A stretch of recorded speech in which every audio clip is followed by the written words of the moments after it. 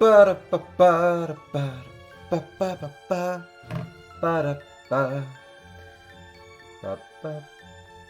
test, 1, 2, test, test. Game audio sounds good. Alright. Hey! Yeah! What is going on, everybody? I'm Existential Turtle on Twitch. I'm a variety streamer, and I like to play video games and talk about stuff. So, I've been doing a lot of Pokemon shiny hunting the past few days on stream. So, I'm going to continue that trend tonight. Now, last night, I was able to get a shiny Graveler. Not what I was looking for at all. But, you know, it's what I got, and that's cool. I'm going to have to get my buddy to help me evolve it into a Golem.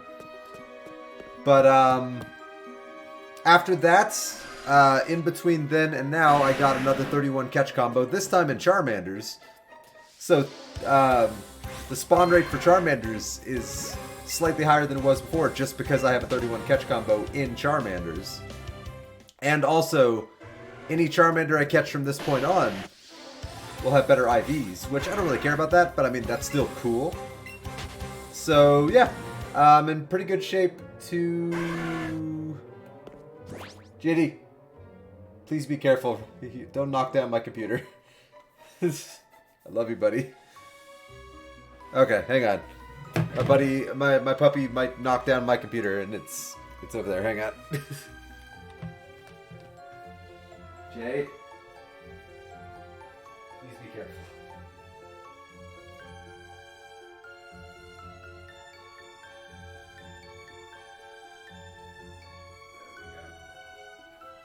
There we go. Okay. There's no way to knock that one down. It's my good puppy. Burp. That's my good JD. Sorry, buddy, I just didn't want to risk you scratching so hard that you accidentally knocked my laptop on the ground. I love you, JD. Hey! How you doing, Shazzer? Alright. But yeah, I got another 31 catch combo, and this time in Charmanders. I managed to get a second Master Ball just while I was at it. Let's see, what else did I do? I did a few things. I just don't remember what they all were. So yeah, I'm in a good place to potentially get another shiny. Good, Chazzer. What's your day been like?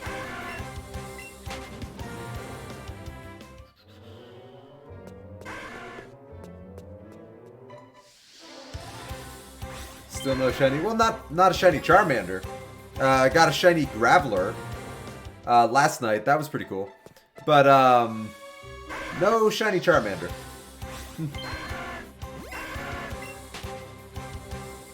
Yet.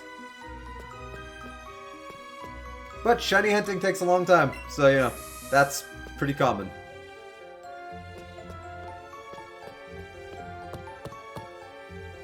Yeah, I was pretty surprised. It was like right at the end of my stream. And then right when I was about to call it for the night, yeah, shiny Graveler just popped up, and I'm like, yeah, sure, fuck it, I'll catch it. Why not? I'm tired of getting nothing, so at least I got something.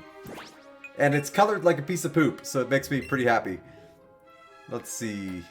Where are you, Graveler? There we are.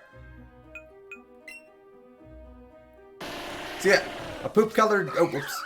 A poop-colored shiny Graveler. I'm pretty happy about that. Oh, shiny Mewtwo is in my future. I have a shiny Mewtwo on the 3DS. But unfortunately, this is not the 3DS. But yeah, I've gotten a shiny Mewtwo before. But it would be really cool to get one on stream. That'd be tight. And then I've got 2 Master Balls now, so there's no way I wouldn't be able to catch it.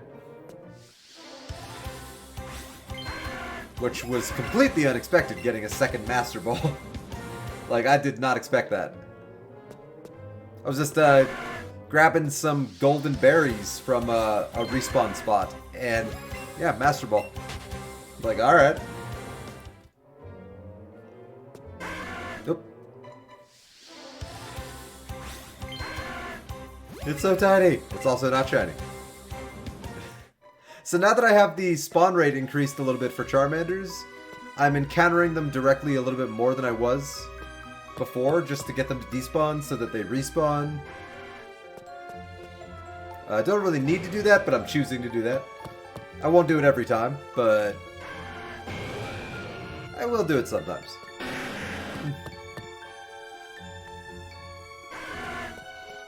Sure.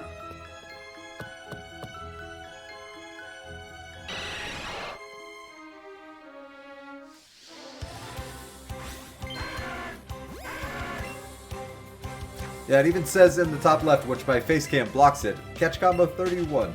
So that's pretty cool. It was actually really hard to get to a 31 catch combo with Charmander, because they don't spawn very regularly if you don't have a catch combo. So I really had to just kind of stand there for a long time and just wait for one to spawn. I didn't start getting them pretty regularly until like catch combo 15. But it actually took a while. But I powered through it before I went to bed last night, so because I wanted to make sure I had a 31 catch combo for shiny hunting today. Oh, ah! Fucking Onyx, get out of my way. Yeah, okay, I was gonna let it go. Anyone else in chat lurking? That is a good question. That is always a very good question. I stopped loading up my my stream on my laptop, so I can't see how many viewers I have anymore. So I don't even know if there's anybody lurking at all, whether it's in chat or otherwise. But I actually kind of like not knowing how many people are in here. So like, if I am streaming to an audience of 0, for example, I won't be discouraged by seeing the big number 0. I'll just be streaming. And hopefully if people want to chat, they will chat.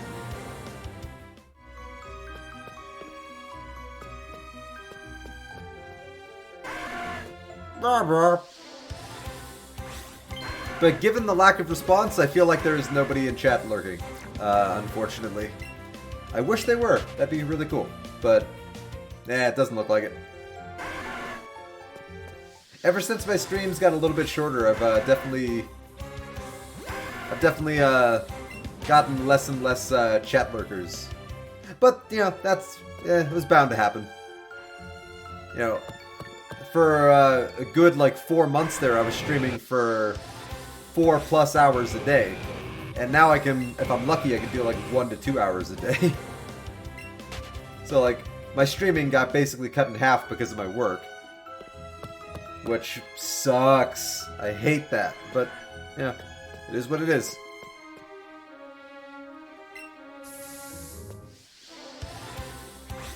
Gotta catch them lurkers. If they stop by, they stop by. If they don't,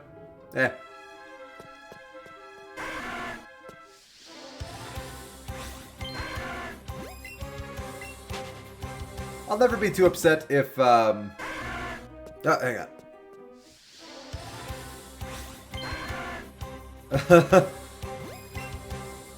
Well, I appreciate that, Chazzer.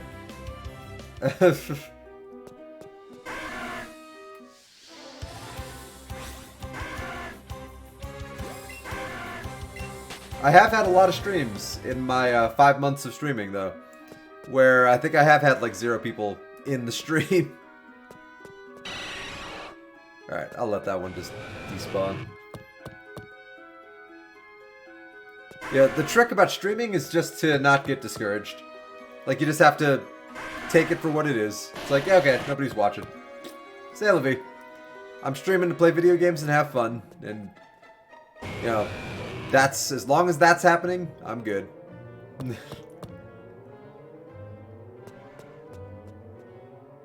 Not a shiny, okay. Keep looking for those stars.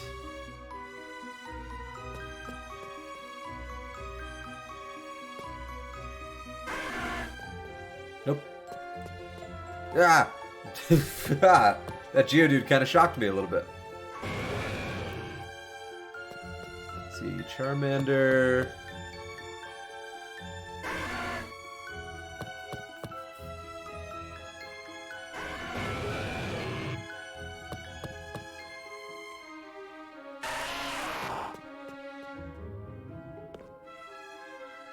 Come on. There we go. Come on, Charmander.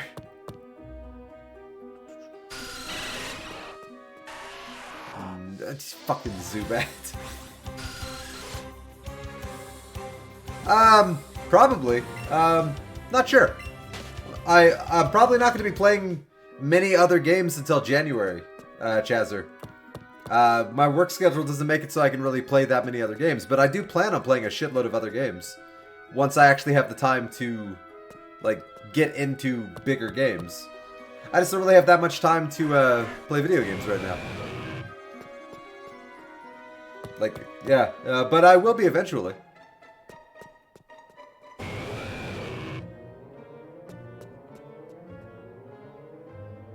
But yeah, for the immediate moment, I'm in the mood to shiny hunt for Pokemon.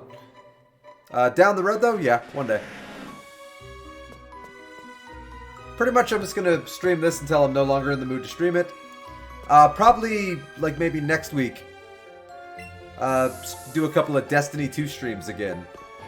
Because the only reason I haven't been doing Destiny 2 streams the past few nights is because the Destiny servers have been kicking me out of all the games for some stupid reason. Like, I just keep lagging out of all the matches I'm in, and it makes it really unfun to compete in PvP when you get kicked out of all the matches.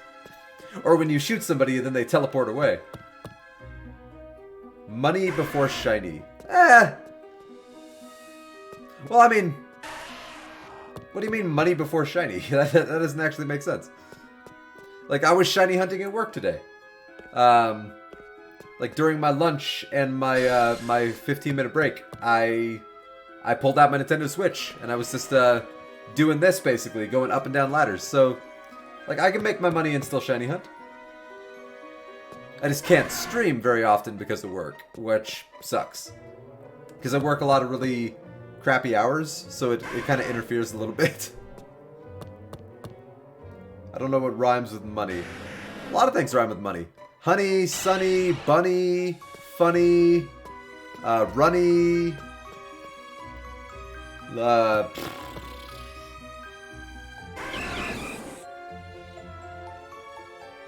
That's all I got.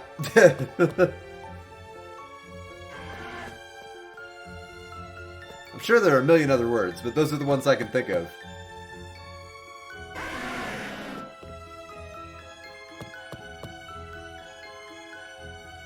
Oh, okay. Charmander. God, you spawned so close.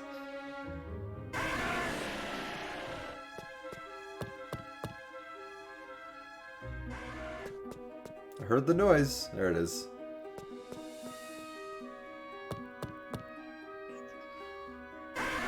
Now, unfortunately, tonight, versus last night, like last night I ran into a Graveler and I just said, screw it, I'm going to catch that shiny Graveler. Because part of me wanted to get a new 31 combo anyway, and I wanted it to be with Charmanders this time. So, you know, I was okay abandoning my 31 Caterpie combo because I wanted to try something a little different, because I read that the Charmander combo actually makes Charmander spawn a little bit more. And more spawns means more chances for a shiny. As for tonight, though, if I run into a random shiny and it's not a Charmander, the odds are I'm probably not going to catch it, because I want to keep that 31 Charmander combo, and I don't want to get another one. That was a real pain in the butt. I had to run away from a lot of Charmanders because I was afraid that they were going to run away from me and break the combo. And that was annoying. Like, it was surprisingly difficult. And I had to start... I used all of my berries to catch those 31 Charmanders. And I even had to use some of my golden berries, which was kind of a waste of golden berries, but I mean, it caught me the Charmanders. But I didn't want to use them. But I used all my other berries. I used all my normal and my silver. So yeah, if I saw like a shiny Machop or a shiny like Onix or a shiny Zubat or anything like that, I'd probably just let it despawn. Well, I'd probably encounter it, just so I could get the picture in my Pokedex. of its alternate form, but I would probably then run away from it. As much as I hate the idea of running away from a shiny, I really don't want to get another 31 Charmander combo. That was, again, not difficult, just annoying as hell, and a little bit time consuming. And a little bit stressful, because I had more than a few Charmanders almost run away from me. Eventually I got to the point where I was like, I would throw 2 Ultra Balls, and if they shook out of the 2 Ultra Balls, I would just run away. So I wouldn't even chance it.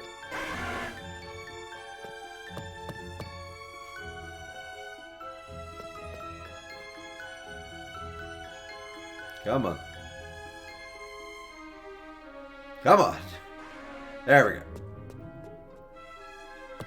But yeah, that'll definitely suck if I run into another shiny. Especially if it's a shiny I would actually want to get under different circumstances. Like, shiny Onix would be really cool. Shiny Cubone would be really cool. Shiny Kangaskhan would be really cool. I don't know what that shiny looks like, but Kangaskhan is a cool Pokemon. So, like, if that rare chance it spawns and it's a shiny, that's going to be a rough one to let go. But I will do it. Again, these are all ifs. Like, the fact that it has a shiny spawn last night, I think was just dumb luck. I'm not expecting one to spawn tonight, but I am hopeful.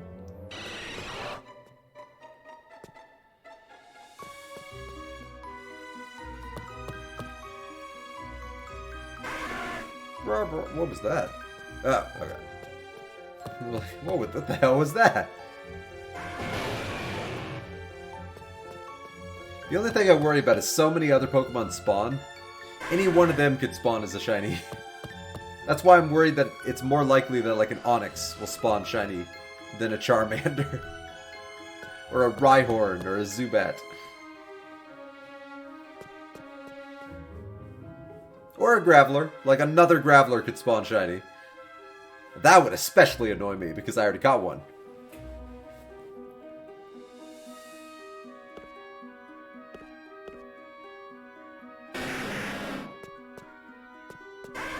There it is. Alright. I don't want to go down the ladder until a Charmander spawns.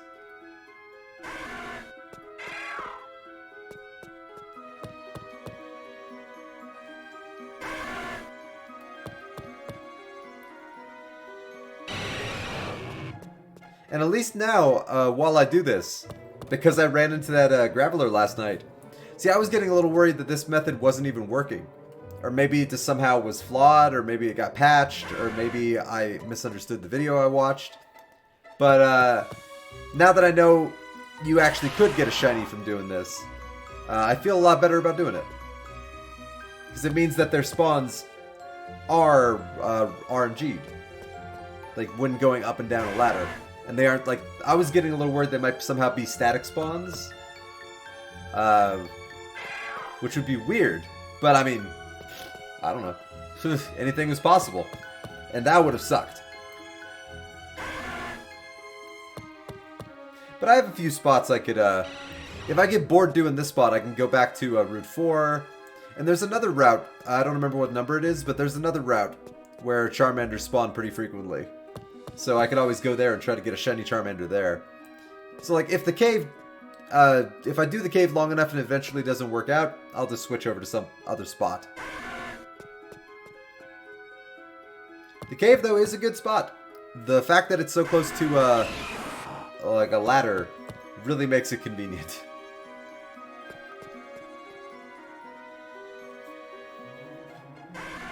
Perfect for spawning and despawning Pokemon. Which is what you want. I heard a Charmander. See, look at that. 2 Kangaskhan. Wow, those are pretty rare Pokemon. Like, even with a lure and a 31 combo, those are pretty rare Pokemon. So that's pretty cool that it spawned. That 2 of them did. Though the odds of getting a shiny one, wow, that'd be, like, negligible. Just waiting for a Charmander. Come on. That's all I'm waiting for. Char. There we go. Damn it. Mach chop you. Machop. Fortunately, Machop and Machoke are not exactly what I would call favorite Pokemon. So yeah, it wouldn't be too rough abandoning a shiny Machop. Because I don't really care about a shiny Machop. A shiny Golbat would be really cool. And so that one would suck to abandon that. Shiny Onix would be pretty cool because I think it's also like gold colored. I don't know what a shiny Rhyhorn looks like. I don't know what a shiny Cubone looks like. I don't know what a shiny Kangaskhan looks like. But if they looked cool, it would be rough to let them go. Though a shiny Kangaskhan would be really rare. Like, not a lot of people would actually have that. So that would be a real rough one to run away from. And there's no guarantee I would even catch Kangaskhan. Like, they're a tough Pokemon to catch, even under normal circumstances. Like, I would pop a Golden Raspberry and I would throw a couple Ultra Balls. And that still might not even do it. Pokemon, man. They don't want to be enslaved in energy form for the rest of time. God knows why. Doesn't sound so bad. Blah, blah.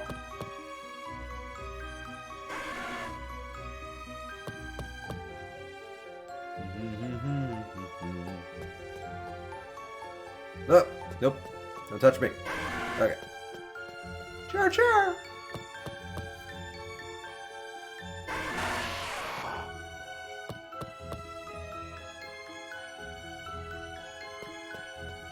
I hate when a Charmander doesn't spawn right away on this part of the ladder. On the hallway, as I call it.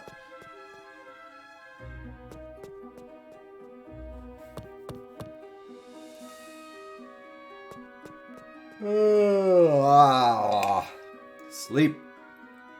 What are you? I don't remember.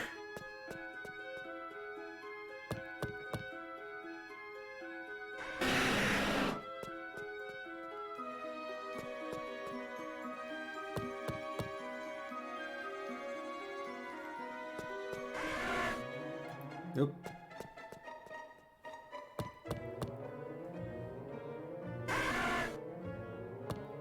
Bup.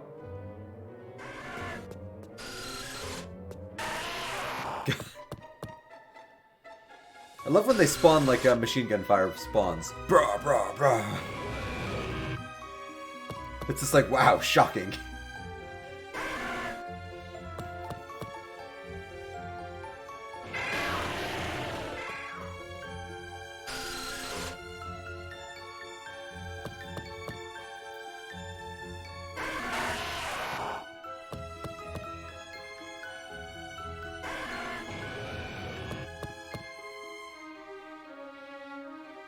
Dope. God, freaking lures. I'm gonna have to buy a lot more lures here pretty soon. I've got enough money to buy like another 100, 150, but like, God, I'm gonna need them pretty soon. Because I go through them real fast doing this. Like off stream, I'm gonna have to run through the Elite Four a few times, get some money. I ran through the Elite Four once last night, so I could get a little bit of extra money. But I'm definitely going to have to do that.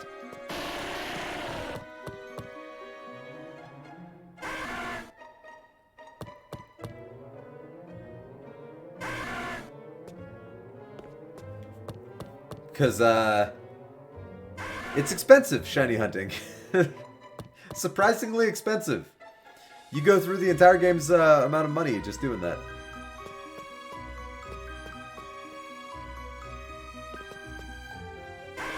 So yeah, maybe once a night here when I end my streams, I'll just, while I'm uploading the video to YouTube, I'll just run through the Elite Four once. That's like 65,000 bucks just right there. I miss the ability to equip items to Pokemon, because the Amulet coin would have made that go twice as fast in every other Pokemon game. Because the Amulet coin doubles the amount of money you get from every Pokemon battle.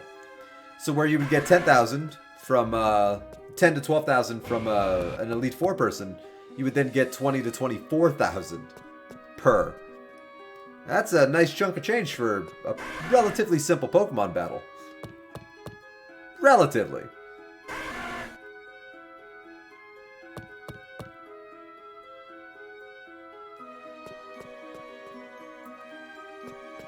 Yep. How many lures do I actually have right now? I'm gonna guess 120? 128. I've still got a good amount.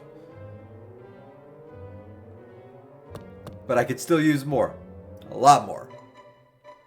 Though I won't need lures that much after I actually get a shiny Charmander. Because that's the main shiny I'm gonna go after. There's really only one other, like, conventional shiny I would really want. Well, two others I would want in Generation 1. One of them would be really easy to get. From what I understand, it's like the easiest shiny Pokemon to get in Pokemon Let's Go Pikachu. It's a shiny Caterpie.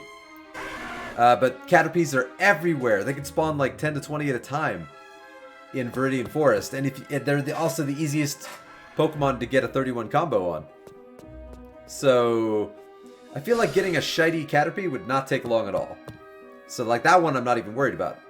The only other Generation 1 Pokemon I could really think of that I would need to like farm this method for would be a Ponyta. Because Ponyta and Rapidash, their shiny forms are sexy. Blue Fire on Ponyta and Black Fire on Rapidash, and they look cool.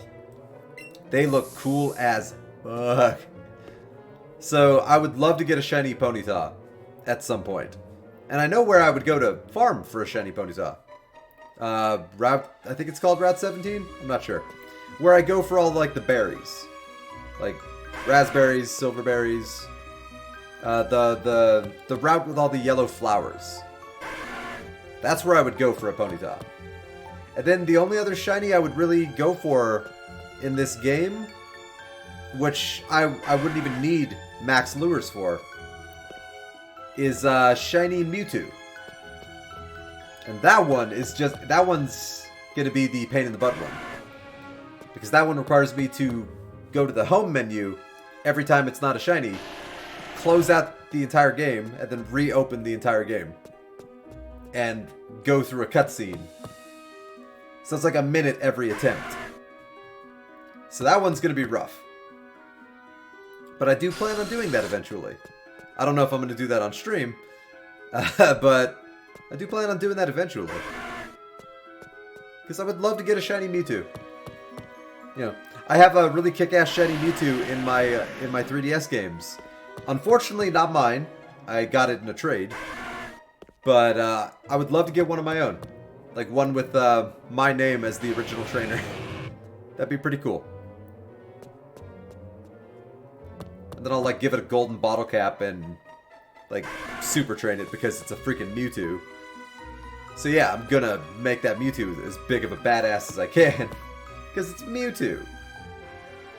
It's like it's one of the coolest Pokemon in the entire franchise.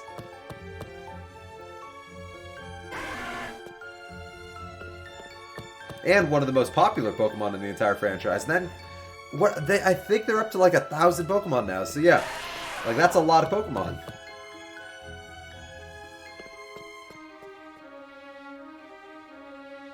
Not to mention Mewtwo's gotten like 3 or 4 movies just for himself. And he got a big like 10th anniversary special. Like centered around Mewtwo. Which I vaguely remember at the time was pretty cool. Haven't seen it since it was new, because I don't really watch Pokemon that much anymore, or ever. But, yeah, when I was a kid, I loved it.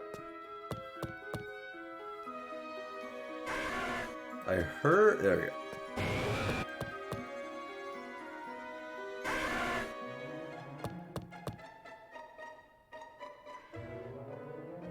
No noise. But there is a Charmander.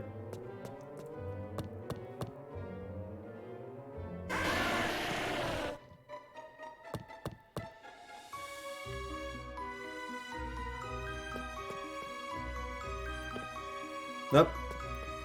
I hate when there's no noise when they don't spawn. Or when they do spawn. That one, see, I heard that, so that made me feel better. Though going down the ladder, there's almost always a Charmander. Going up the ladder, sometimes. Sometimes I have to wait like 10 or 15 seconds for a Charmander to spawn up top. That sucks. But, yeah. The only reason I do that, it's because my big fear is I'll give it a couple seconds, there won't be a Charmander. I'll go down the ladder. I was mentioning this a lot yesterday. I'll go down the ladder, and as I touch the ladder, a shiny Charmander would spawn, knowing my luck. So, and I would immediately lose it because I'm going down a ladder. So, once there's a Charmander on screen, I know another Charmander is not going to spawn. So that's why I tend to wait till I see a Charmander.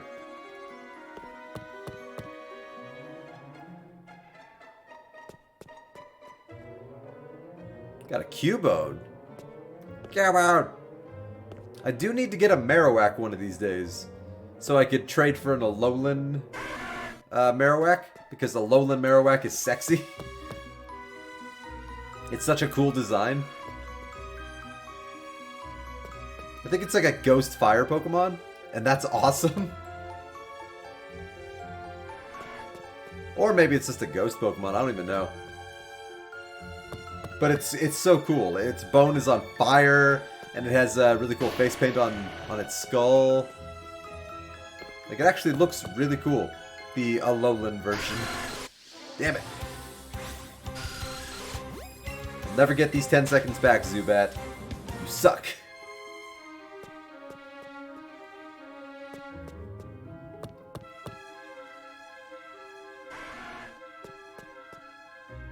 Nope. Yeah. Whoa.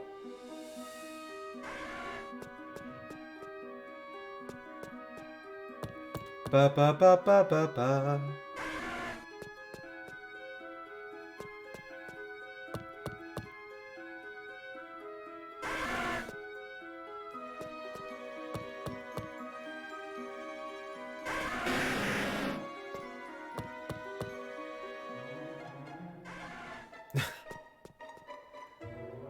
I love the sound in the distance.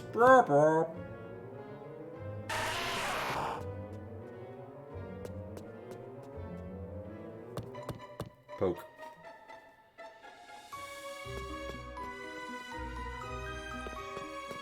No Charmander.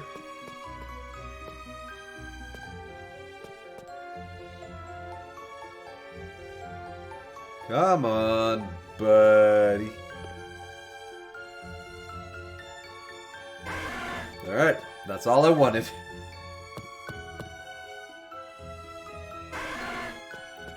Yeah, I'm gonna have to start encountering them too.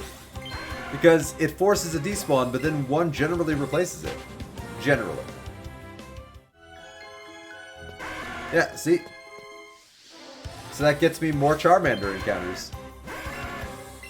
It just takes a few seconds longer per Charmander.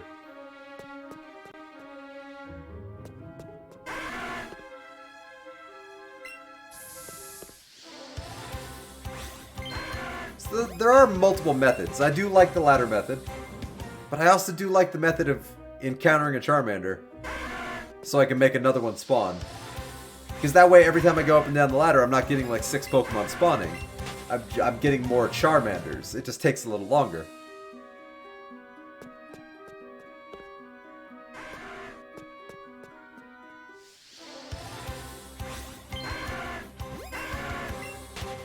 And Charmander's so cute.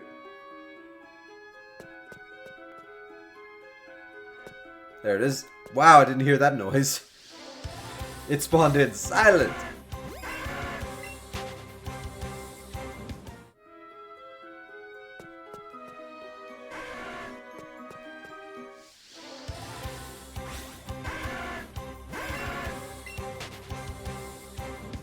Ba-ba.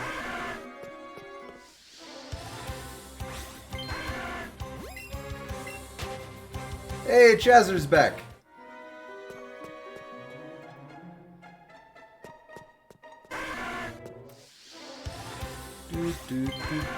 Chazzer's back, and there's gonna be some trouble. Hey, Chazzer's back.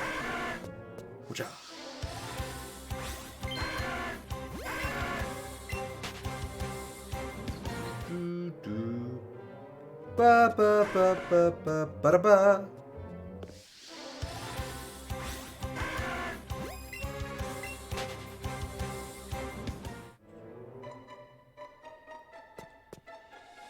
Of course not, Chazzer. The odds are so slim, I'd be incredibly surprised if I got one tonight. If I'd had gotten one, you wouldn't see me in this cave anymore. Let me tell you that. I would not be in this cave if I didn't have to be. If I wasn't doing this specific thing. Also, I wouldn't be encountering Charmanders anymore. So yeah, no. No shiny.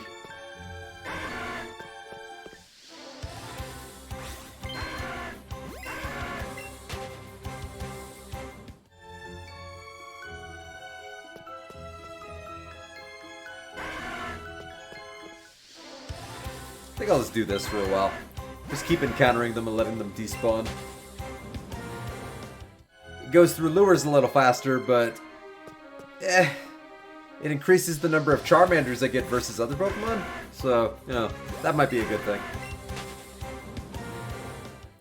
But it also means I'll be encountering slightly less Charmander, like, per minute. But I'll be encountering more Charmander on the whole. It's one of those tough ratio things.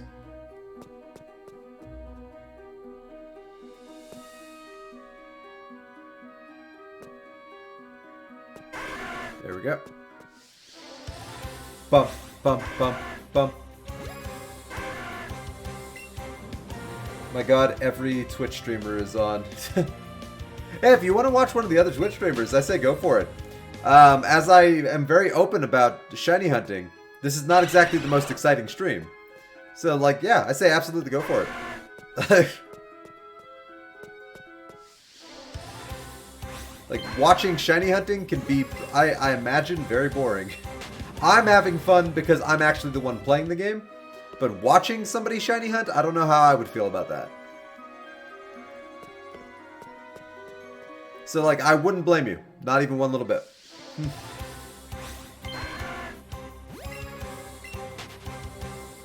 Yeah, I'm a little different from other Twitch streamers that you'll watch, Chazzer, in the sense that I'm not really in it for viewers. So like I'll happily encourage you to go other places if I think it'll be a better usage of your time.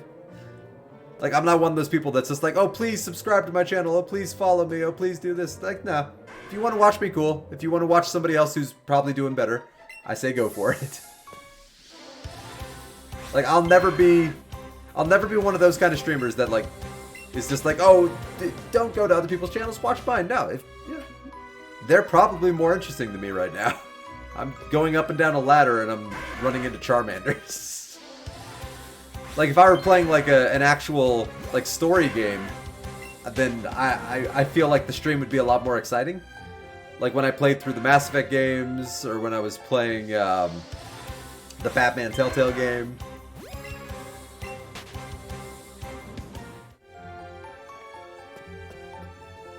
I miss playing story games on stream. Let me tell you right now, Chazzer. I'll get back to it though once I have more time. But I miss playing actual story games. Like, no offense to RPGs. I love RPGs. RPGs are part of my heart.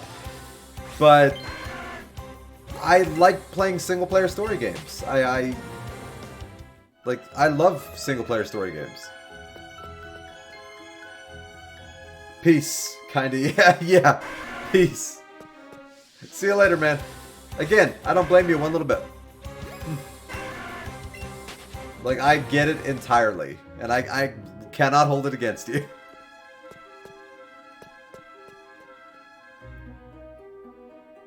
Yep. Sure. But yeah. Peace. And I'm definitely going to be happy once I get this shiny Charmander, because then I can start focusing on other things I want to do. But this is kind of where my goal is right now. And once I set my mind on a goal, I tend to stick pretty hard to it. More out of stubbornness than anything else.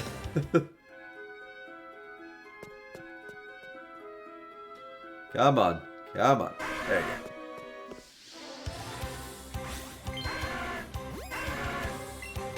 Yeah, less Charmanders on whole, but also strangely more Charmanders. Less per minute, but more Charmanders in general. I think that's probably the best way to describe what I'm doing right now. And it helps that I have the 31 catch combo with Charmander, because it means that their spawn rate is increased for Charmanders. That's the benefit of a catch combo in a specific species of Pokemon. Which I'd love to try out that route I was on before, now that I have 31 catch combo with Charmanders, to see just how different it feels. Because I spent a lot of time on that route looking for Charmander. And I got pretty familiar with the spawn rates of Charmanders, so it'd be interesting to see if it felt like it was actually spawning more frequently. Because it feels like Charmander spawns pretty frequently here. Like, more so than Route 4, but that might be because of my catch combo. That might be because maybe just Charmander has a higher spawn rate in this cave. Like, naturally. I don't know. But that is entirely possible. Ba ba ba ba ba ba ba ba ba ba ba ba ba ba ba ba.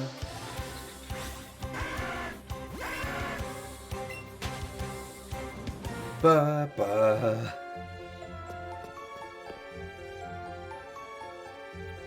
Listening for the Charmander. It was a little worrying that I'm not hearing any of them spawn in.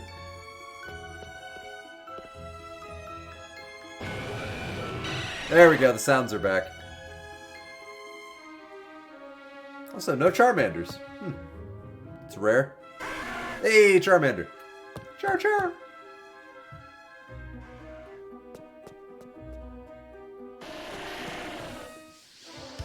Alright, every now and then I'll just have to go up and down the ladder just to refresh a Charmander.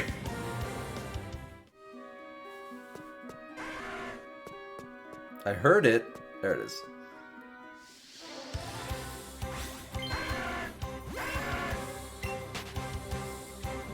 Ba-ba.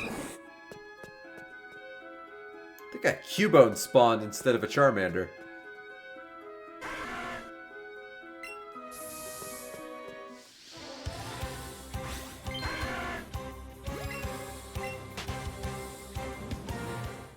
Ooh, I forgot to do that. Oh. Forgot to feed my puppy before the stream. I've started to get into a habit of feeding my dog before I start my stream, as opposed to after. So it gives me a little more time to finish up on the computer after the fact. But I forgot to do that today, so I'll have to feed him after the stream, like I normally do.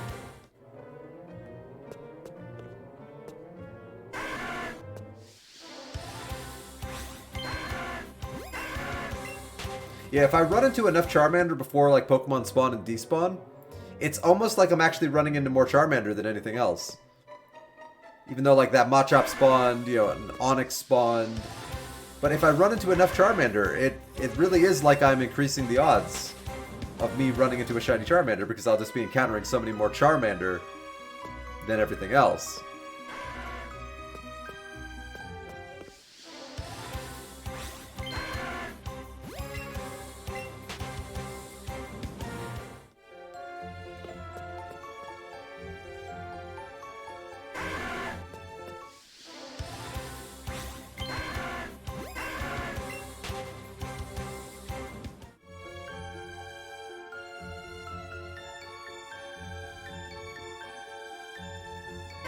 Ah. Started walking the other direction. Like, it's probably going to be up here. Nope. Story of my life. If there's a 50-50 choice, I will probably choose wrong. In most aspects of my life. Judging from my past experience, yeah.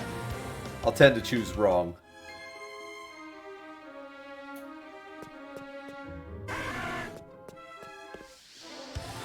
Bup, bup, bup, bup.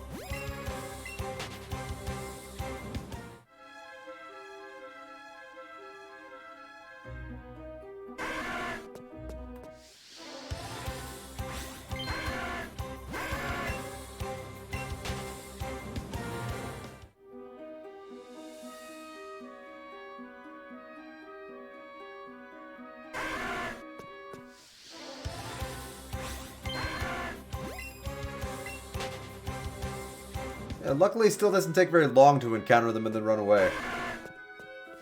So it's not quite as fast as the latter method in terms of, like, Charmander, Charmander, Charmander. But, I mean, it's not slow either. I'm still running into it. This is still faster than egg breeding. Where, like, you might hatch 6 eggs every, like, 10 minutes. Like, now you can encounter 6 Charmander in less than a minute. Which is basically the same thing. So there's pros and cons to this method. There are cons, but there are pros also. Because at least with the egg breeding, as I've mentioned in a previous video, at least you could guarantee that if you do get a shiny, it will be your specific Pokemon. Because you'll just be breeding that Pokemon. Whereas this, like yesterday, I was hunting all stream for a shiny Charmander and I got a shiny Graveler. So, you know, there's no guaranteeing that a shiny Charmander is going to spawn. Like, it could be a shiny anything.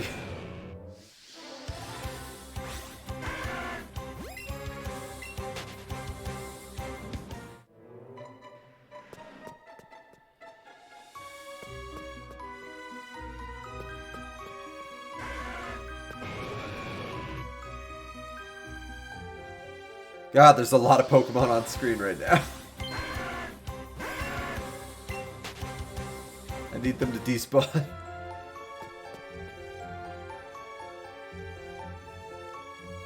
I didn't even hear that Charmander come into the world. Yep. Onix's hitbox is a little bigger, so it's not so surprising I ran into Onix over Charmander.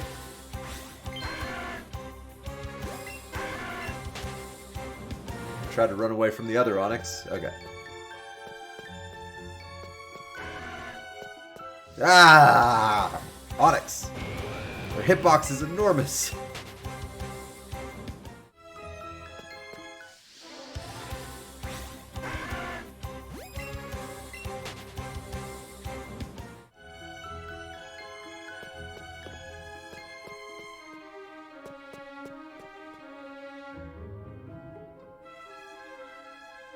Wow, no Pokemon.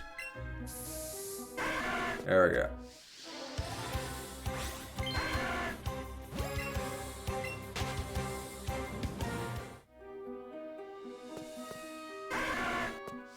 Hey, now it's only Charmanders. I'm okay with that. I wish no other Pokemon would spawn but Charmander. I would love that.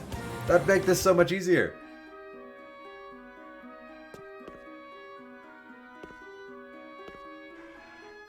Third Charmander in a row. No other Pokemon.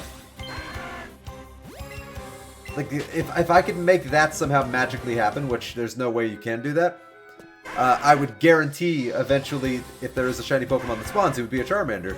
Because it would only be Charmanders that were spawning. But there's no way to guarantee that. It's, like, not possible. But I wish it were. Like, I wish there was, like, separate lures for specific Pokemon. Like a Charmander lure. That maybe makes it so that the Pokemon that do spawn on the route are only Charmanders. They would still have the same spawn rate, but, like, maybe it negates the spawns of any other type of Pokemon or something like that. So, like, it wouldn't actually increase the odds. It would just make it so you only run into that Pokemon. Be a weird item, but I would still love if something like that existed. Alright, once a Charmander spawns, I'm going to go up the ladder.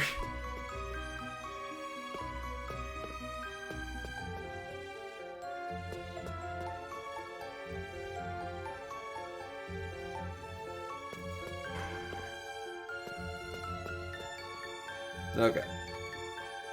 Too many rando Pokemon.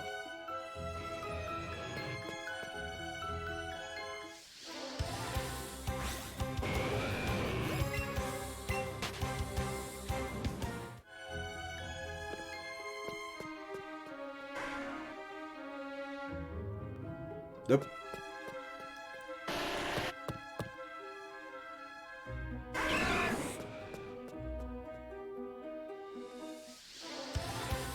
Alright, let's try this again. Ba ba ba ba ba ba ba ba ba.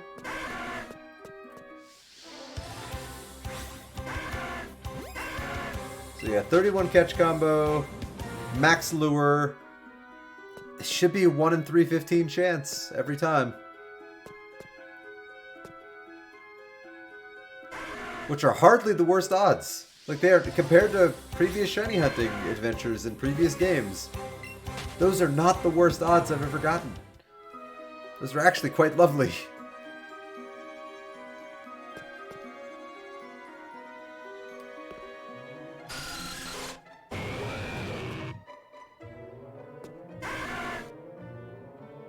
Poop. To get through the Onyx, just to get to my Charmander.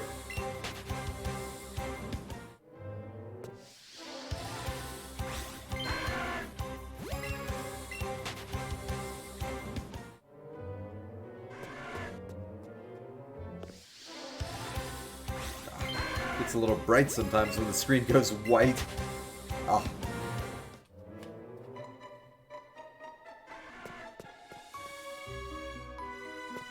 Nope, I heard a Charmander spawn. I just don't see it. There it is.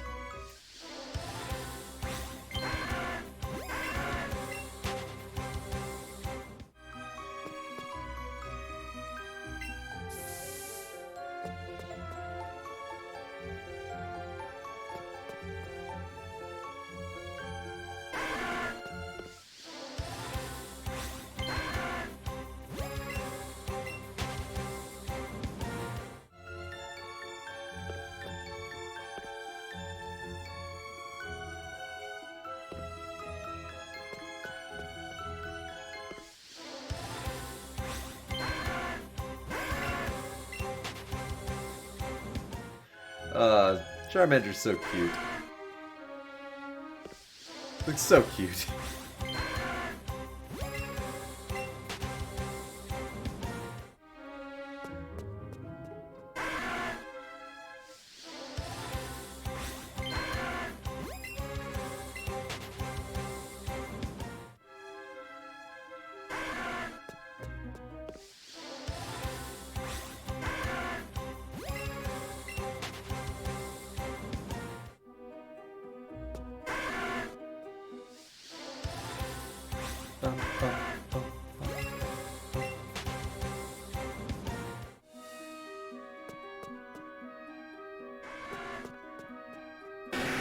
Convenient that that Graveler despawned. Would have been hard to get around him.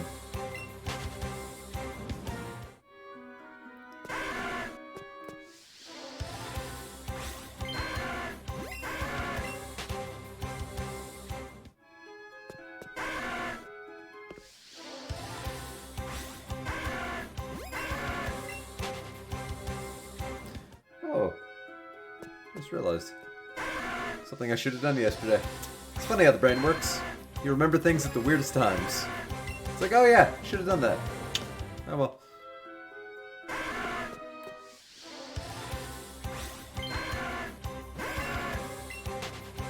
Get out of here.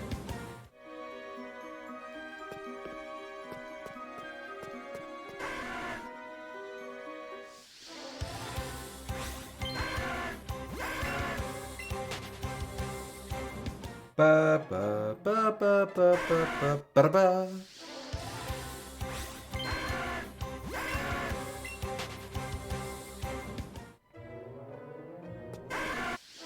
Oh, that was convenient.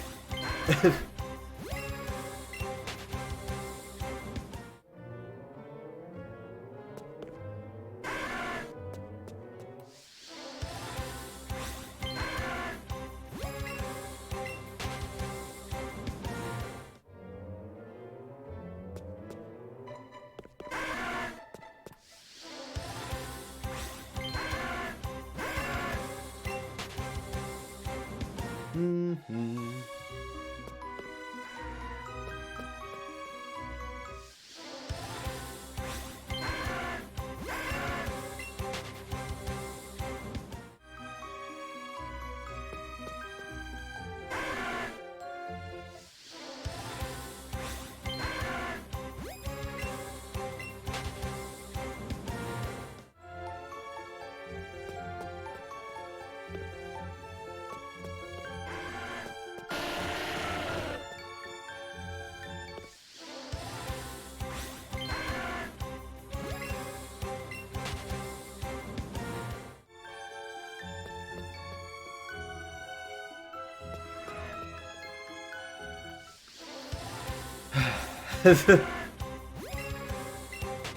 I have hope because of last night. I have hope because I found a shiny. But it's still discouraging every time it spawns and it's not a shiny. Every single time. And only somebody who's shiny hunted can really feel or understand what that means. Like what that feels like. Where it's just like, ah, nope. Ah, nope. Ah, nope.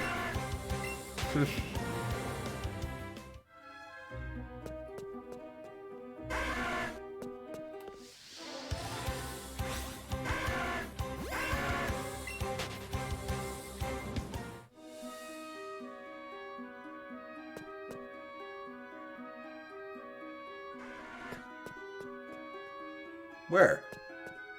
Oh, there. Like I heard it. Where?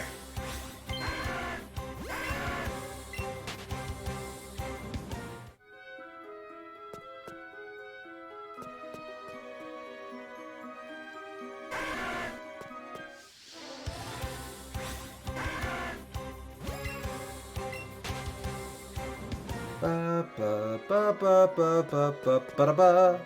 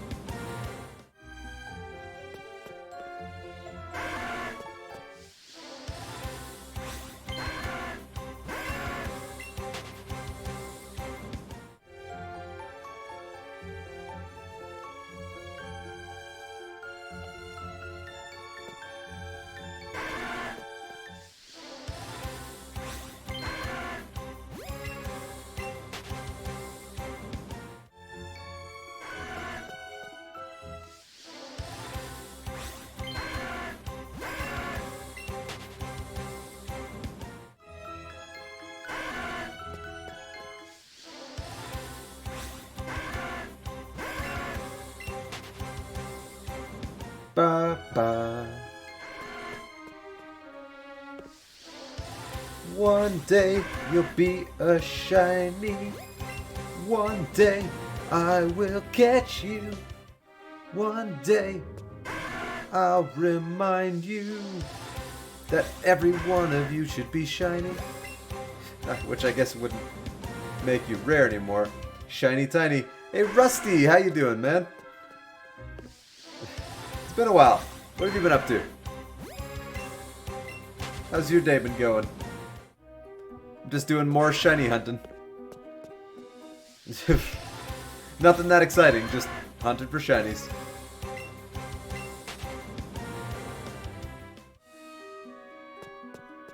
Oop.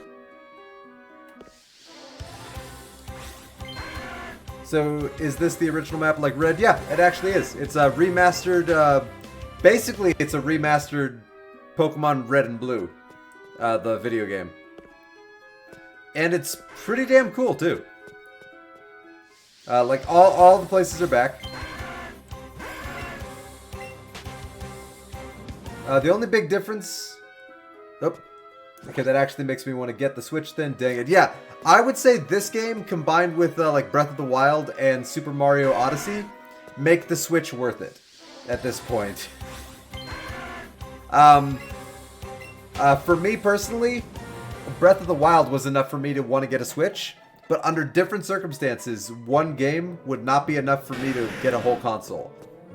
Although I made an exception because of Breath of the Wild, because I'm a Zelda fanboy, born and raised. In Hyrule is how I spent most of my days. But, yeah, under conventional circumstances, it takes like 2 or 3 games for me to think a console is worth it. So, Pokemon Let's Go Pikachu Breath of the Wild, Super Mario Odyssey, and also Metroid Prime 4. It's not out yet, but that game is, I think, going to be a game that's worth it. Because Metroid Prime is one of my favorite video game series, and I'm so excited they're making a 4. Like, so excited. Yeah, not a Mario or Zelda fan, never got into them, but I did play some Pokemon on the bus to school. I think everybody played Pokemon on the bus to school. Like, when I was a kid and we were on the school bus, everyone had their Pokemon cards. Everyone had, like, Pokemon on the Game Boy. Like, that was kind of the thing back then. I got into games with Battlefield and shooters. I play those too. I was always into all of them. No one wanted to admit it in the school, but yeah, we did. See, people in my school didn't really care. It was just like, yeah, Pokemon. Woo. Even the popular people were like, yeah, Pokemon. We like it. But yeah, I was always into like every kind of video game. So I could never really choose. Like, I don't love every single like Battlefield kind of game or shooter game, but I like every genre, some more than others. Like, I like shooters, I like role-playing games, I like puzzle solvers, platformers, you know, 2D, 3D. I like RTSs. I'm not really big on MMOs. That's really one of the only types of games I don't really care about. I'd say MMO is probably the game type I like the least. If I had to pick one that I like the least.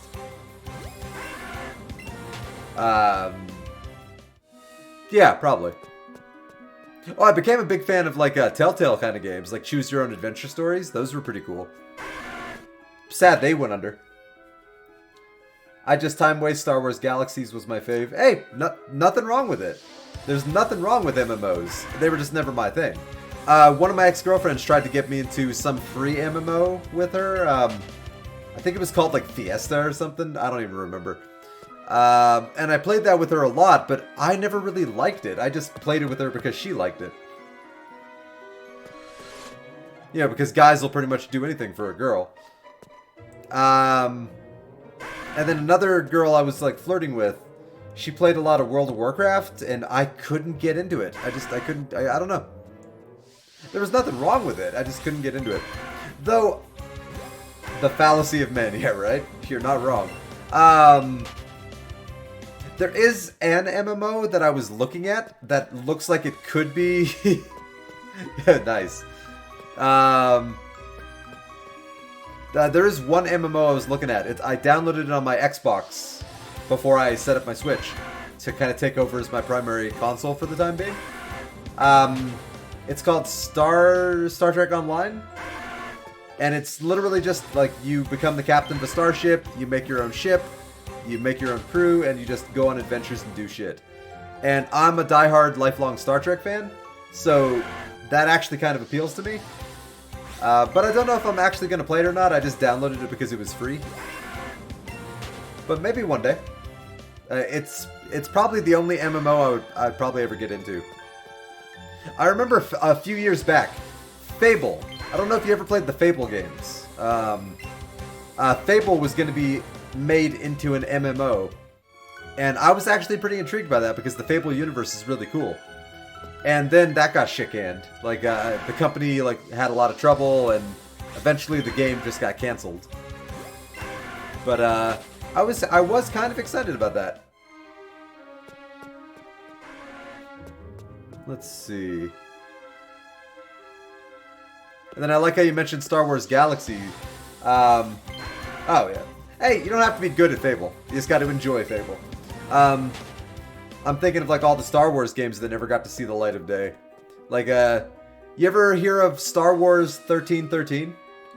It looked like a really kick-ass game that took place on Coruscant, and you were like dealing with bounty hunters and, you know, doing kick-ass shit in the Star Wars universe and like the Star Wars underworld.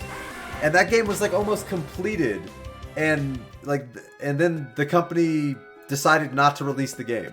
Like, I think they were bought out by Disney, and then Disney just canceled the game, even though they were basically done with the game. That will forever piss me off, because it looked like a good game. Rocket League. I've never played Rocket League. I will admit that right now. I've never once. I've watched videos of people playing Rocket League, and Rocket League looks pretty fun. But I've never once played even a second of it. But yeah, I've watched some Let's Plays on Achievement Hunter and a couple of Twitch live streams of people doing Rocket League.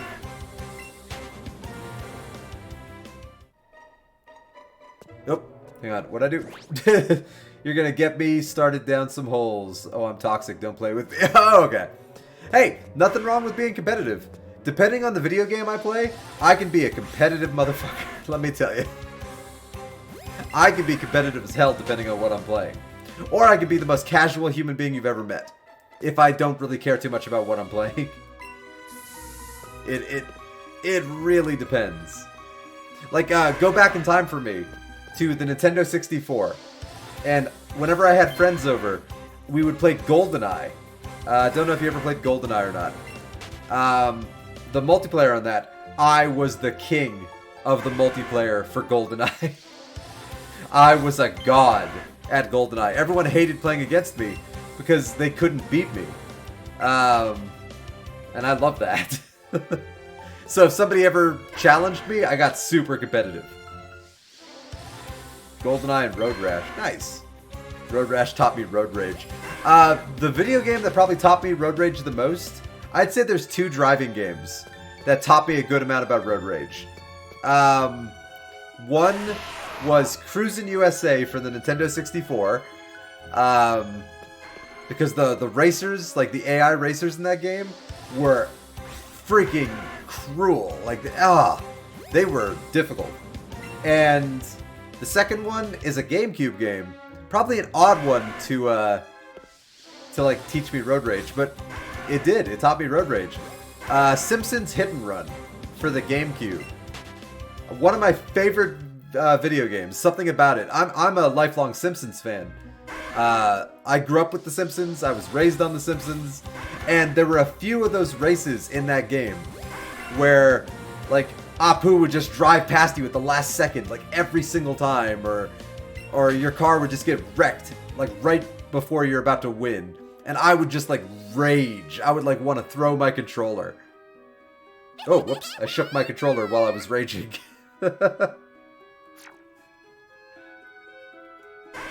Me fail English? That's impossible. Yeah, the Homer Simpson. I am so smart. S-M-R-T. I mean S-M-A-R-T. I don't know if season 6 is the best Simpsons. I would say the best Simpsons is before season 9. Oh, no, I'm just thinking of Homer Simpson. I remember a lot of Ralph quotes. I choo-choo choose you. Ralph Wiggum, ladies and gentlemen. I love Ralph. I love Lisa. Lisa gave me one of my favorite quotes. I think this was in the first 9 seasons. It's a stupid line, but I love this. Lisa creates a graph showing how as intelligence goes up, happiness goes down. And something about that just made me laugh my ass off, even as a kid. I'm like, that's fucking true. It's so true. Then Homer Simpson. All the best quotes ever. But I would say season 9 or before were probably the best Simpsons. I think it was in season 9 when Homer Simpson leaves the nuclear power plant and goes to work for a supervillain. I'd say it was that season and before when the show was still really, really good. The show is still okay, but it's not what it used to be. But yeah, when Homer went to go work for the supervillain, and that supervillain, yeah, the Hammock District. Scorpio, yes, Mr. Scorpio. And, like, Homer Simpson actually gets James Bond killed, which is amazing. And a bunch of other stupid crap. Like, that's one of my favorite episodes of the series right there. Something about that episode. Oh, I love it. Throws the grenade back. Doesn't he just, like, kick it back? He doesn't even throw it back. Like, the grenade lands at his feet, and I remember him just, like, kicking it while, like, pouting, and he didn't even know what he kicked. And then you just hear it explode in the distance, and you hear a couple of death screams. Like, at least that's how I remember it. But it's been a while since I've seen it. Like, I own the first, like, 12 seasons on DVD. And I've watched them numerous times. And I've watched all of the first 12 seasons with the DVD commentary. Which is actually really good commentary. Like, they get a lot of the voice actors. They get the writers. And they get a lot of the guest stars, too. And they just talk about The Simpsons. I got them bootleg in Iraq. Nice. My best friend, when he was over in Iraq, I think he did something very similar with Family Guy and The Simpsons. Hey, you gotta do what you gotta do. Like 3 seasons on 1 disc and 2 seasons are the same. Nice. Hey, as long as you got them, that's all that matters. I will never diss anybody for doing the bootleg thing. Especially if they're in Iraq. You do what you gotta do. Come on, Charmander. Where the hell are you? This is the first time a Charmander hasn't spawned up here. Not going down that ladder without seeing a Charmander.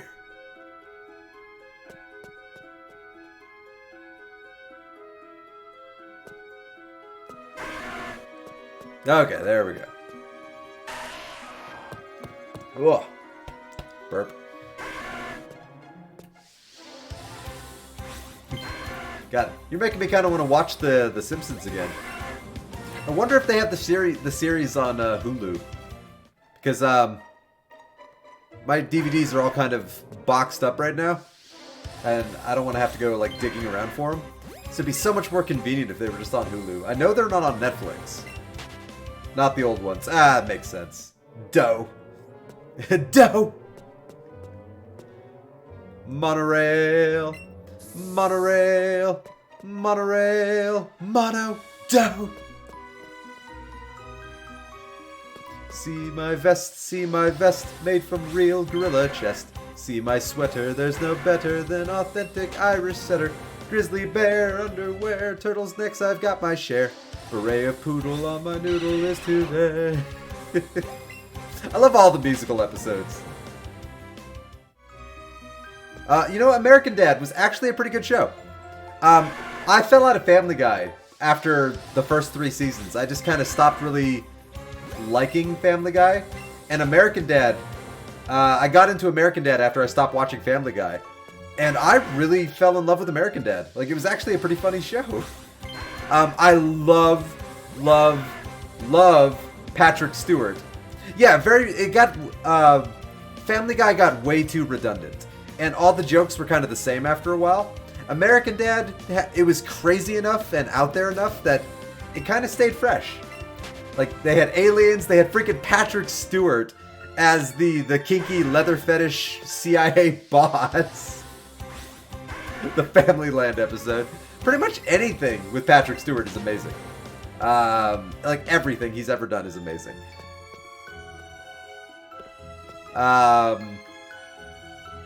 I'm a family file. I know that sounds like it's sexual, which is good because it is. I love the, I don't remember what episode it was, but there was one time where the camera cuts to Patrick Stewart, and he's just like tied up on the ground with like he's like dressed in like some kind of like fetishy leather bondage outfit, and some woman in high heels is just stepping on his crotch, and he's just screaming at the camera like, I deserve this. And I was like crying. I was laughing so hard because I'm like, how did they get Patrick Stewart to say that? Like, my God. And sometimes I forget that Patrick Stewart actually has a really good sense of humor. He's actually a cool guy. He's knighted by the Queen of England, and he is still a funny, cool dude. Like, he doesn't have a stick up his ass like a lot of people do. I have nothing but respect for Patrick Stewart. And not just because he's Captain Jean Luck Pickard. But also, that is part of it. He was magnificent as the captain of the Enterprise. Magnificent. In fact, I remember hearing rumors. I think it's more than rumors at this point. He is going to be coming back for his own TV show. a Picard TV show. So, like, he's actually going to be reprising that role after, like, 20 years of not doing it. So that's going to be pretty cool. Some might say he's too old for it, but I say watch Logan. He's not too old for anything. He can do whatever the hell he wants. Also, don't watch Logan. Super sad. Super fucking sad. It's a great movie, but goddamn. Like, if you watch Logan, just be prepared for a depressing movie. If you haven't already watched it, I mean. Like, just be prepared for a lot of sad darkness. I don't know if you're an X-Men fan at all. Or a Wolverine fan. That movie, though, like, it was epic. It gave me the shivers, but goddamn, it also depresses me. Okay, you've seen it. Yeah. Like, it was an okay movie, but I mean, like, God, it was so depressing. God. Like, I'm all for a dark movie, but Jesus. They went, like, Batman vs. Superman levels of dark. Like, and Batman vs. Superman was a dark freaking movie. Way darker than it should have been. Good for movies nowadays, in my eyes. Yeah, that's fair. Movies are getting a little better nowadays, but the problem is they're only better in certain genres. I like dark, but dark has its limits. So, I do like dark stuff. I just think sometimes darkness needs to be balanced. Like, you can have a dark story and still have lighthearted moments. So, I don't know. Like, I like the balance. Like, I like a little bit of darkness and a fucked up ending, but have a little fun with it. Like Fight Club. I'm gonna throw Fight Club in here as an example. That's a pretty dark movie. Like, when you really look at what's going on, but it's like so quirky and like sassy the entire movie. Like, it's dark while also being incredibly fun. Alien's dark. Yeah. Aliens is a dark movie, but they still have jokes every now and again, even though people are getting ripped apart and stuff's exploding out of their chest. Like, you'll still always have Bill Paxton screaming, "Game over, man! Game over!" Like, and that takes away from some of the darkness. So, like, let's go to The Dark Knight and The Dark Knight Rises.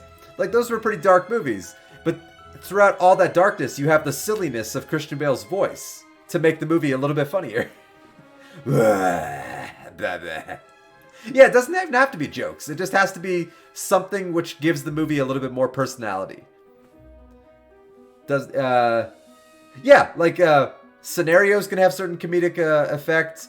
Like I was talking about with Aliens. Like, Bill Paxton just saying "Game over, man." That's not even funny, but it's something about it is just entertaining.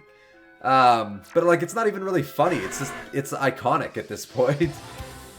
But yeah, I don't mind darkness. Like, darkness is all well and good. I'll go back to Batman vs. Superman on this one. That movie didn't know how to crack a smile if you held a gun to the director's face. Like, that movie did not know how to crack a smile. And I'm okay with the movie getting all darker, nitty and gritty. Like, you know, or shit getting real. Or characters dying. I'm completely fine with that. But, like, as long as it isn't just like 2.5 hours of just that. Like, oh my god. And Batman vs. Superman was so dark. That was Ben Affleck. Yeah, that was Batfleck. Batfleck. You know, I did like Ben Affleck as Batman. I just think that movie was such a freaking downer. That's my only problem with it. It was a visually cool movie, but everything about it was just a downer. But I actually am one of the few people that like Ben Affleck as Batman. I thought he was one of the better parts of Justice League. Even though Justice League, I admit, was not a fantastic movie. I wanted it to be better than it was. But he was one of the better parts of it. Him and Gal Gadot kind of made that movie work.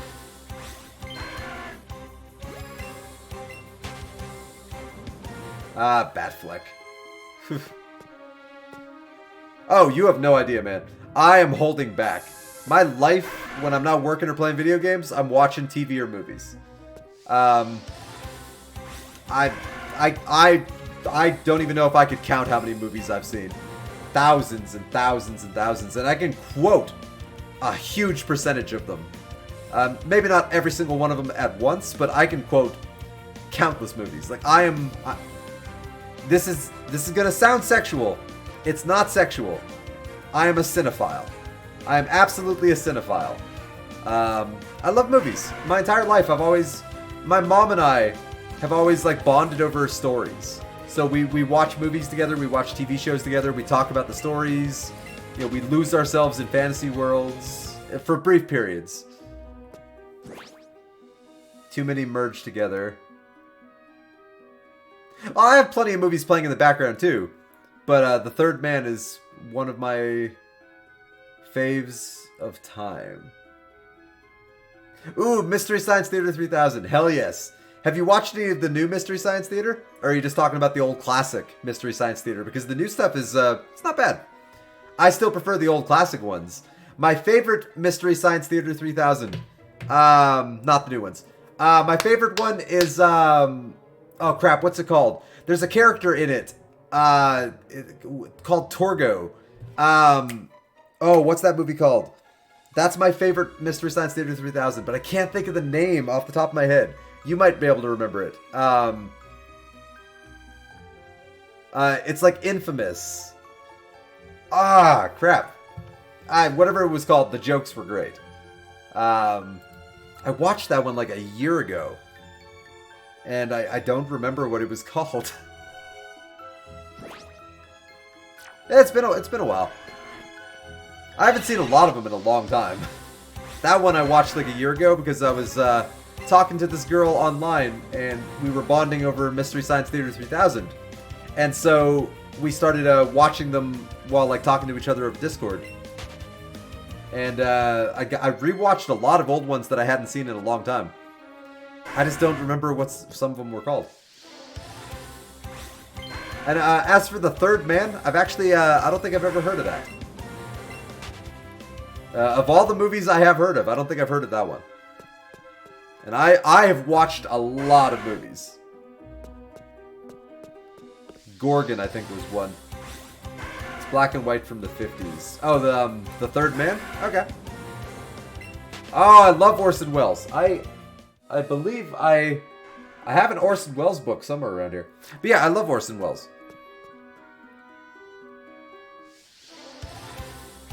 No, I know what you meant when you were talking about Gorgon. I knew what you meant. I didn't think you were talking about, like, something else. And as for The Third Man, though, I don't think I've heard of that one. So is The Third Man...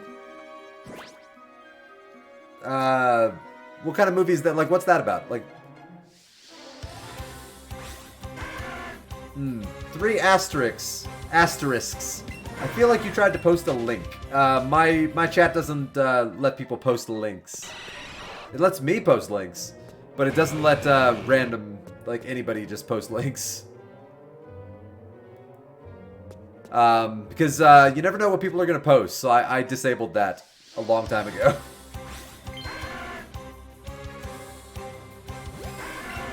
I will have to do that when I finish the stream. Is that a trailer for The Third Man? Okay, yeah. Like I can't Google it right now because I don't want to accidentally miss a shiny. But how old is The Third Man? Out of curiosity, because that doesn't even sound familiar. I could think of like a lot of movies with numbers in it, like The 13th Warrior, not The Third Man, The Fifth Wave.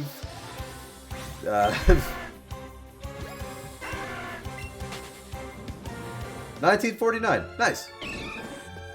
I might have to check that out. I tend to like a lot of older movies. Like on my top 5 list of favorite movies are included movies from the 60s and I think a couple from the 50s. Set in post-war Vienna, Austria, The Third Man stars Joseph Cotten as Holly Martins, a writer of pulp westerns who arrives penniless as a guest of his childhood chum Harry Lime, Orson Welles, only to find him dead. I'm guessing that's the plot synopsis. Nice. You mean gets you like a movie that like understands you? Kind of gets you? Or a movie that gets you emotionally? Because I've got my movies like that. I can think of one movie off the top of my head that where part of it really speaks to me. Actually, I've got a few movies like that.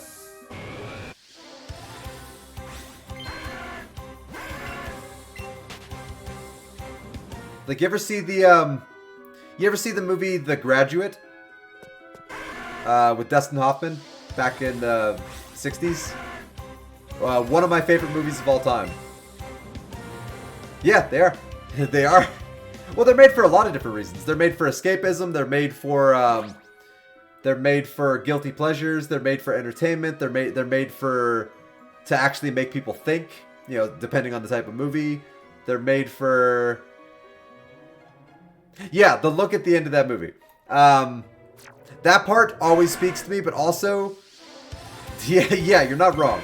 I love the ending to that movie because it kind of highlights the fact that like they got caught up in their own little romantic moment, and then suddenly they're just sitting there like, oh shit, now what? It's just like there's no actual happy ending to that movie, and I love that because that's really realistic.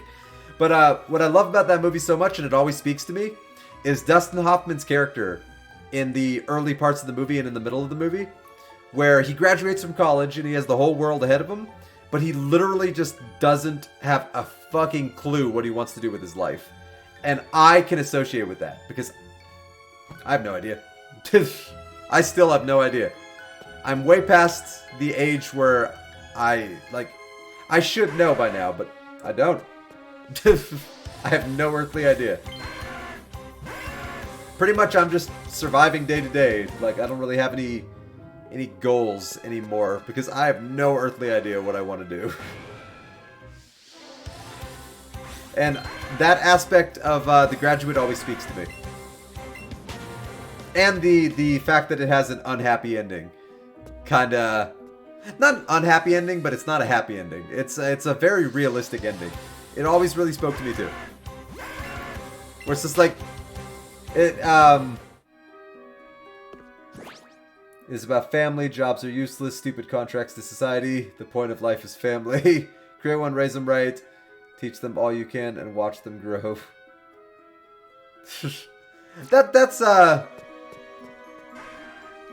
That's partially true, partially subjective. I can agree with some of that.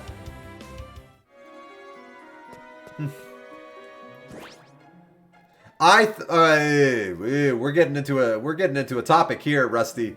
The American dream is not a thing anymore. The American dream is dead. Anyone who says the American dream is not dead is probably somebody who already has that dream. But the vast majority of people in this world will never know the American dream, whatever the hell that is. I could debate about the death of the American dream all night long, but I don't want to get too topical in a video game stream. But the American dream is absolutely dead. It is not a thing anymore. People are just trying to survive because there's no more opportunity for anybody. The little guy gets pinched harder and harder every year. The rich keep getting richer, the poor keep getting poorer.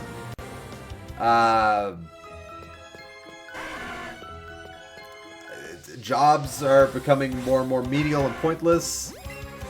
Society has become a joke. At least many aspects of it have become a joke.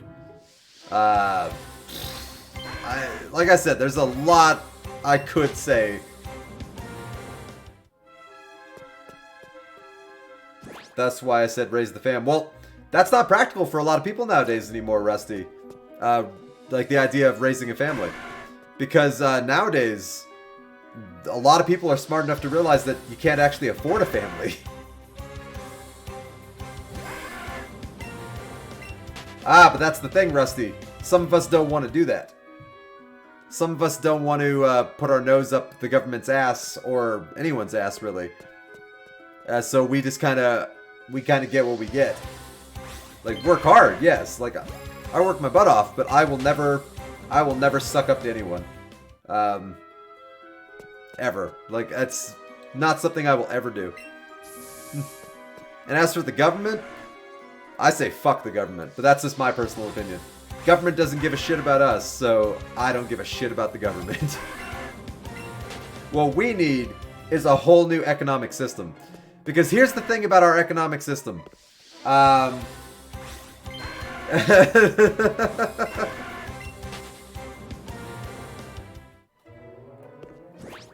that is where voting comes in, and I think we need to bring back public executions for treason. Where did that come from? Okay. Because what we're talking about, Rusty, like, we're talking about, like, well, I was talking about, like, the failure of government. Here's something I'm noticing more and more. Government, okay, I'm trying to think how to word this. Capitalism was never meant to be a form of government. And that's basically the government that we're stuck with. Yeah, capitalism is fine, but it was never meant to be a form of government, and our government is controlled almost exclusively by capitalism, which is wrong. It shouldn't be. It's not democracy anymore. Like, our government is entirely run on capitalism, and it's terrible. I hate it. I think the whole system needs an overhaul. I think there should be mandatory, well, maybe not mandatory voting, but there should be more. We need to somehow get more people to vote. I think that's one of the big things, Rusty. Why does the Lifetime Center have millions of dollars? Yeah, that too. Like, so many people don't vote anymore. And as a result of that, the idiots stay in power because people aren't voting on the topics. Like, people need to just be more aware of the issues. And that's something that will forever keep our government down. Until people start caring again about our government and start actually participating, I think our government is boned. Like, I may have lost faith in our government, but I still vote. I still try to make a difference, even though I know my vote doesn't make a difference. I still like to delude myself into believing that my one vote can make a difference, even though I know it doesn't. Like, I'm a realist. Like, my vote only matters if everyone votes. And everyone does not vote. Let's just say I was in infantry in Iraq to protect our land. I learned how they operate and what to do in scenarios when they come for me. I'm gonna run for office one day. There's the big Canon shit nowadays. I'm not sure what that is. Canon. That sounds familiar. That sounds really familiar, but I can't think of what that is off the top of my head. Oh, okay. Okay. The apostrophe. Come on, Charmander.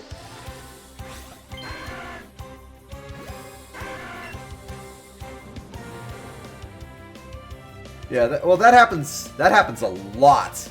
Like, insider kind of stuff. Insider trading, insider, like, intelligence leaking. Like, that happens so often. That's another thing that's really sad about our government, is politics have become a joke.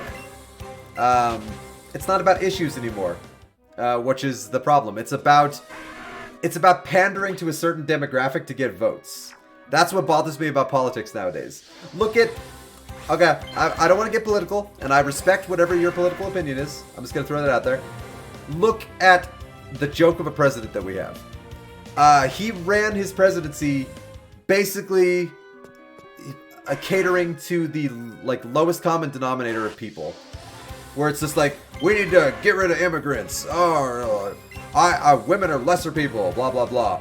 And But he pressed that so hard that he got the vote. Like, he found his demographic, he knew what buttons to push, and he kept pushing that button, or all those buttons, until eventually he just got the votes. And you're right, presidents are a joke.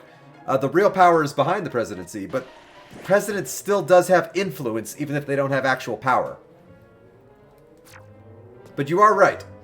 Presidents tend just to be, what's the word? Like face puppets. Like how you put it, puppets. But there's like an actual term for it, and I can't think of what it is. But yeah, you are right about that. I do agree with you. Whoa. Or at least nowadays they are. I like to think back when the presidency was first formed, the president might have actually served more of a purpose. I'm thinking like way back in the day, like, you know, Hamilton, you know, Lincoln, to an extent even like Roosevelt. And like, I'd like to think they were pretty good presidents, but I mean, who knows? I wasn't alive for the politics back then. All I know is what I've read in books.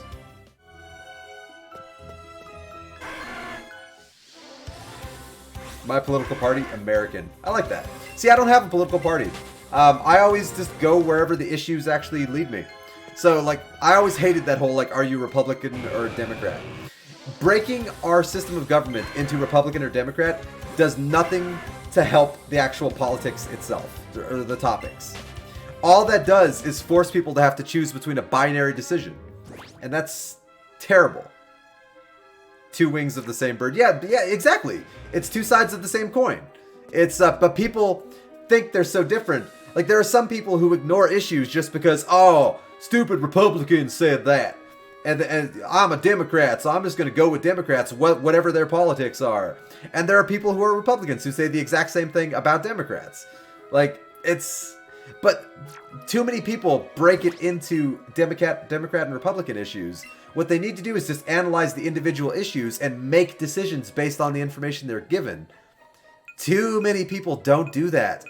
They just are stuck in their own little box that the society says we have to be stuck in.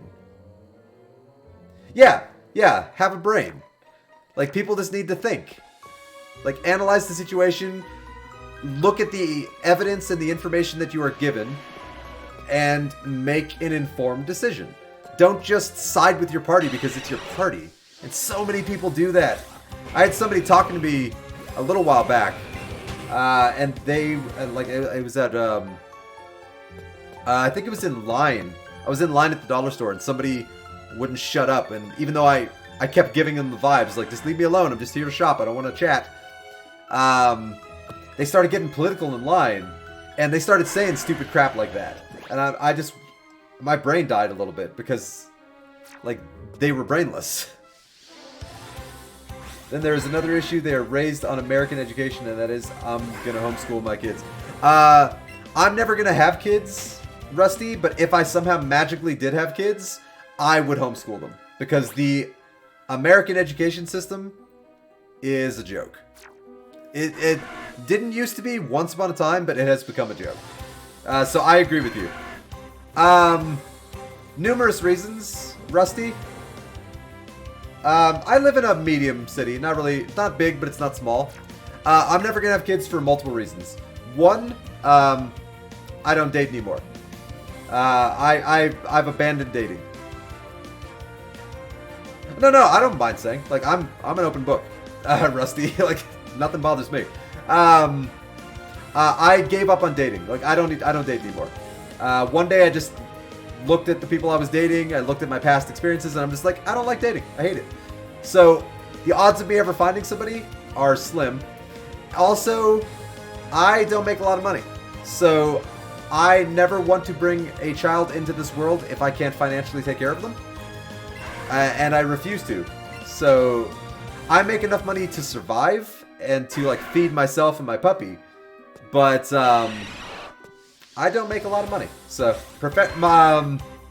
that's the one thing where I won't say what I do just because I don't want to ever risk somebody I work with, like, watching my streams, then I'm talking shit about my work, and suddenly I get in trouble.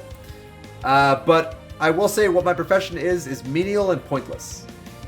and makes me a very small amount of money. And also I work for fucking morons. I will say that. I work for people that are so much stupider than everyone I've ever met. It hurts taking orders from people that are that stupid. Most of my bosses are pretty nice.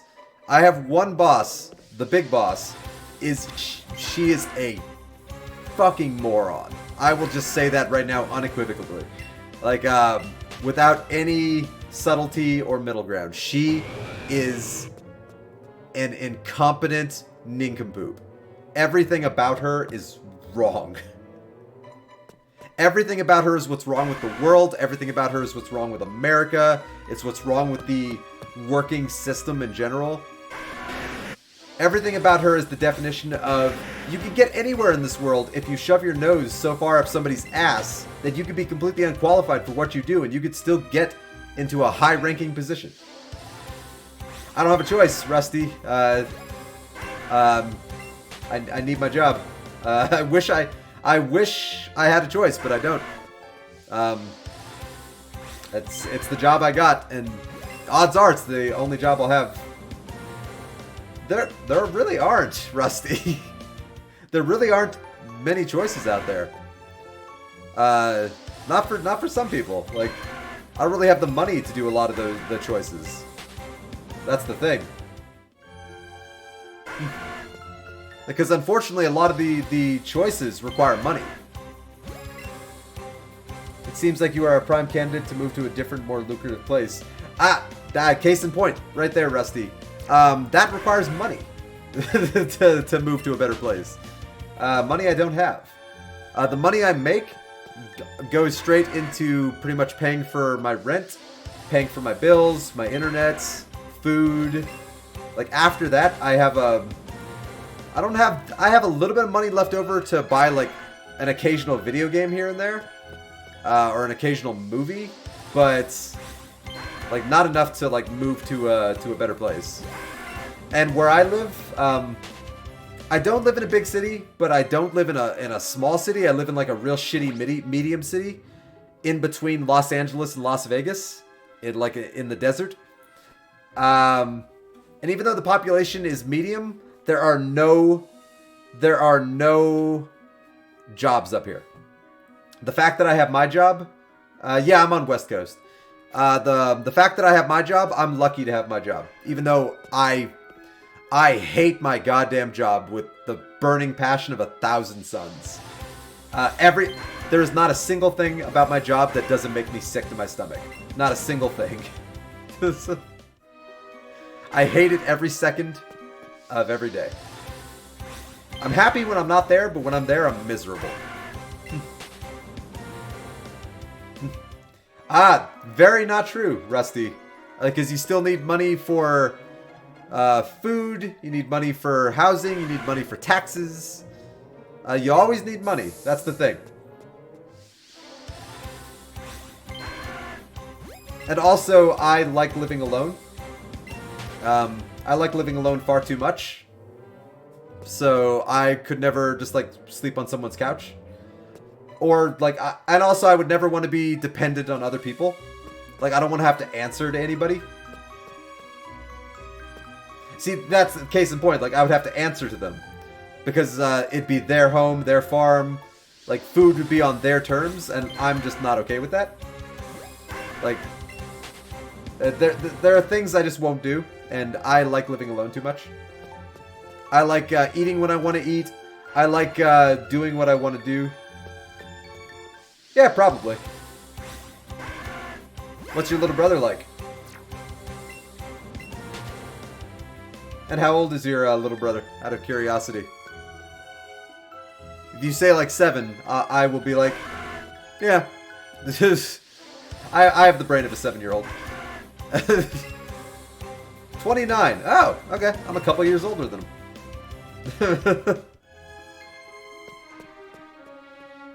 I'm a few years older than them. But I mean, still, close, similar ages.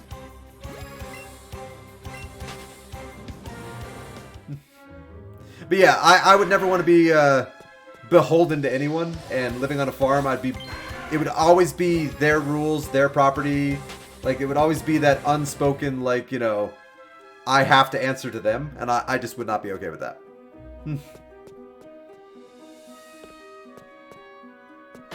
So I'm self-sufficient, but I just don't make a lot of money. I make so little money, I will never be able to retire in my entire life. I will probably die at my job. The job I hate. I will never be able to own a house. So therefore, I will never be able to have a family. But I'm okay with that one, because, like, I'd be a terrible father anyway. And I know it would be. I know beyond the shadow of a doubt I'd be a terrible father. I've had many discussions with a couple of my friends about this. Like, I would be a terrible father. You have to talk to some old people. What do you mean? That's random. You have to talk to some old people. I talk to old people all the time. They have friends that may connect you to other jobs. Not up where I am, let me tell you. The old people up here are assholes. Like, the old people I interact with, they're burnt out on life. And they're just rude. Like, I deal with a lot of rude old people in my line of work. Like, again, I won't say what I do. But I'll just tell you I do deal with a lot of really rude and over-the-hill old people. Like, needlessly rude. Like to the point where, like, they know that they don't have long left and they just don't give a shit if they say really terrible things to you. Like, that kind of rude. Like, I've had some old people say some real messed up stuff to me, and I'm just like, why? Why'd you even say that? There was no reason for that. And I was nothing but polite to them. So, yeah. Like, up here, where I live, there are no opportunities. Nothing. I just have to count my lucky stars that I'm not part of the large homeless population that exists where I am. Because we have a lot of homeless people up here. A lot of homeless people. We have a lot of people sleeping on corners, panhandling for money, digging through dumpsters. Like, the homeless rate up here, where I am, in Southern California, is bad. I'm Lab IT. I deal with rude Pacheets from across the world, and then other morons. They're yelling at me and can't do basic shit I do. Add in that I'm a combat veteran, and they are fat fucks that can't touch their own cheeks. I've known a few people like that. I get angry too, but I don't put up with some shit.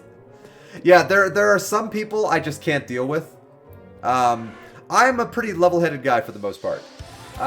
It's very hard to actually get, like, me legitimately riled up.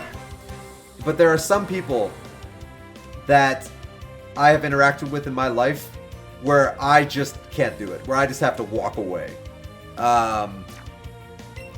Like, I can't name too many specific examples because it would kind of give away what I do for a living.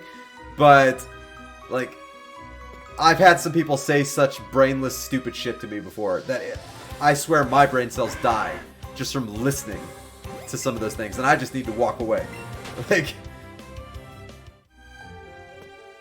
you need to look into some simple, basic things like HTML programming or something you can promote and start taking off on your own. I've thought about that before, Rusty, and the only problem with that is breaking into that field is surprisingly difficult. Not because it's hard, because HTML and programming isn't that hard. I've done a fair amount of that in my life. The thing about that is it's such an oversaturated market. Oh, no. I'm staying away from Craigslist. But it's such an oversaturated market. There's too many other people out there who do the same thing I do, probably better, and for probably less money. So that's one of the reasons why I failed as an animator. Because there's just too many people out there doing it.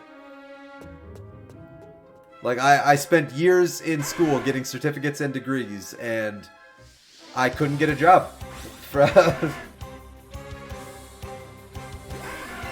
Is Craigslist legit now? Because the last time I remember hearing stories about Craigslist, it was all about, like, sex and prostitutes and also, like, pedophiles. Like, weren't there a fuck ton of pedophiles on Craigslist, like, like 10 years ago.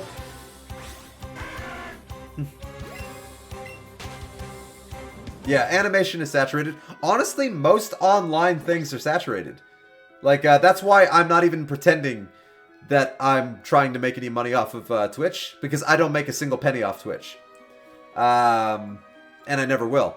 But there are a lot of people who are always like, hey, if you ever became successful in Twitch, would you quit your job? I'm like, no, because it's not going to happen, because it's an oversaturated market.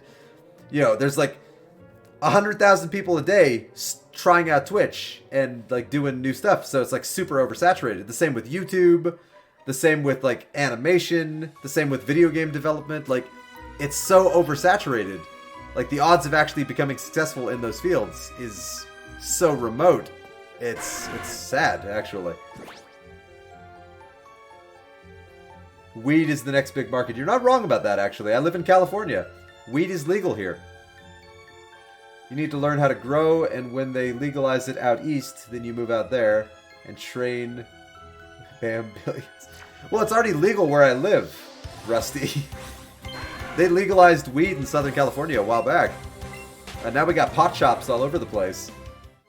Like, every day I leave the grocery store, there's like a card underneath my windshield wiper for a pot shop. No. Truth is, I hate California. I think it's the worst state in the country. Having been to a good number of states in this country, I can say that California is terrible. Overpopulated, no jobs, massive immigration problem, massive homeless problem, huge crime rates. Yeah, a couple of parts of it are beautiful. More parts of it are shitty than anything else. I could probably say that just because I've lived here, so I've seen a lot of the shitty parts of California. But there are a few beautiful parts here and there. Like when you get to the surrounding the nice cities like San Francisco, you get to some beautiful areas. I'm a Texan boy in Florida. Ah, Texas. Now Texas I like. Texas is a nice state. Florida I've never been to. That's one of the states I've never been to. I've had people tell me both good and bad things about Florida. So I don't really know too much. But I've heard mixed things about Florida. But Texas is an awesome state. When I visited there, it was awesome. People I know who live there, they always have great things to say about it. There's a lot of job opportunities, depending on where you go. I know the one place to avoid in Texas is Corpus Christi. Everyone says that Corpus Christi is a shithole. So, like, if I ever did go to Texas, it would not be Corpus Christi. Bunch of Cali-type folks. I've heard people saying that Austin is pretty good. I say Austin sucks. Before you even typed that, I was already saying I've heard Austin is good. I love the timing on that one, Rusty. That's awesome. I was about to say good things about Austin right when you typed it sucks. I've heard good things about the entertainment industry in Austin. But again, I don't work in the entertainment industry, so it's not like I'd be going for a job in that.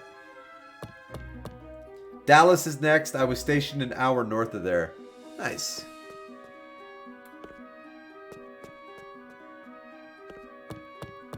Very nice. I've thought about Texas before. But it... big thing, though, is just money. Like, I don't have the money to move.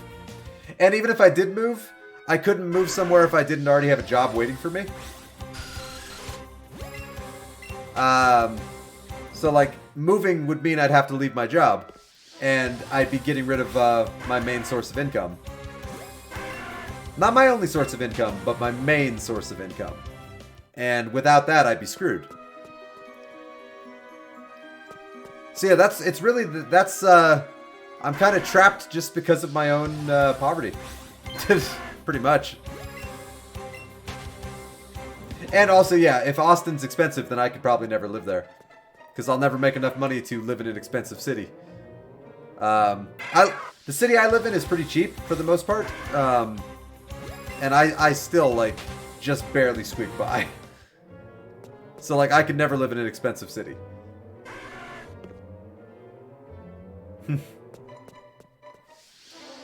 Nah,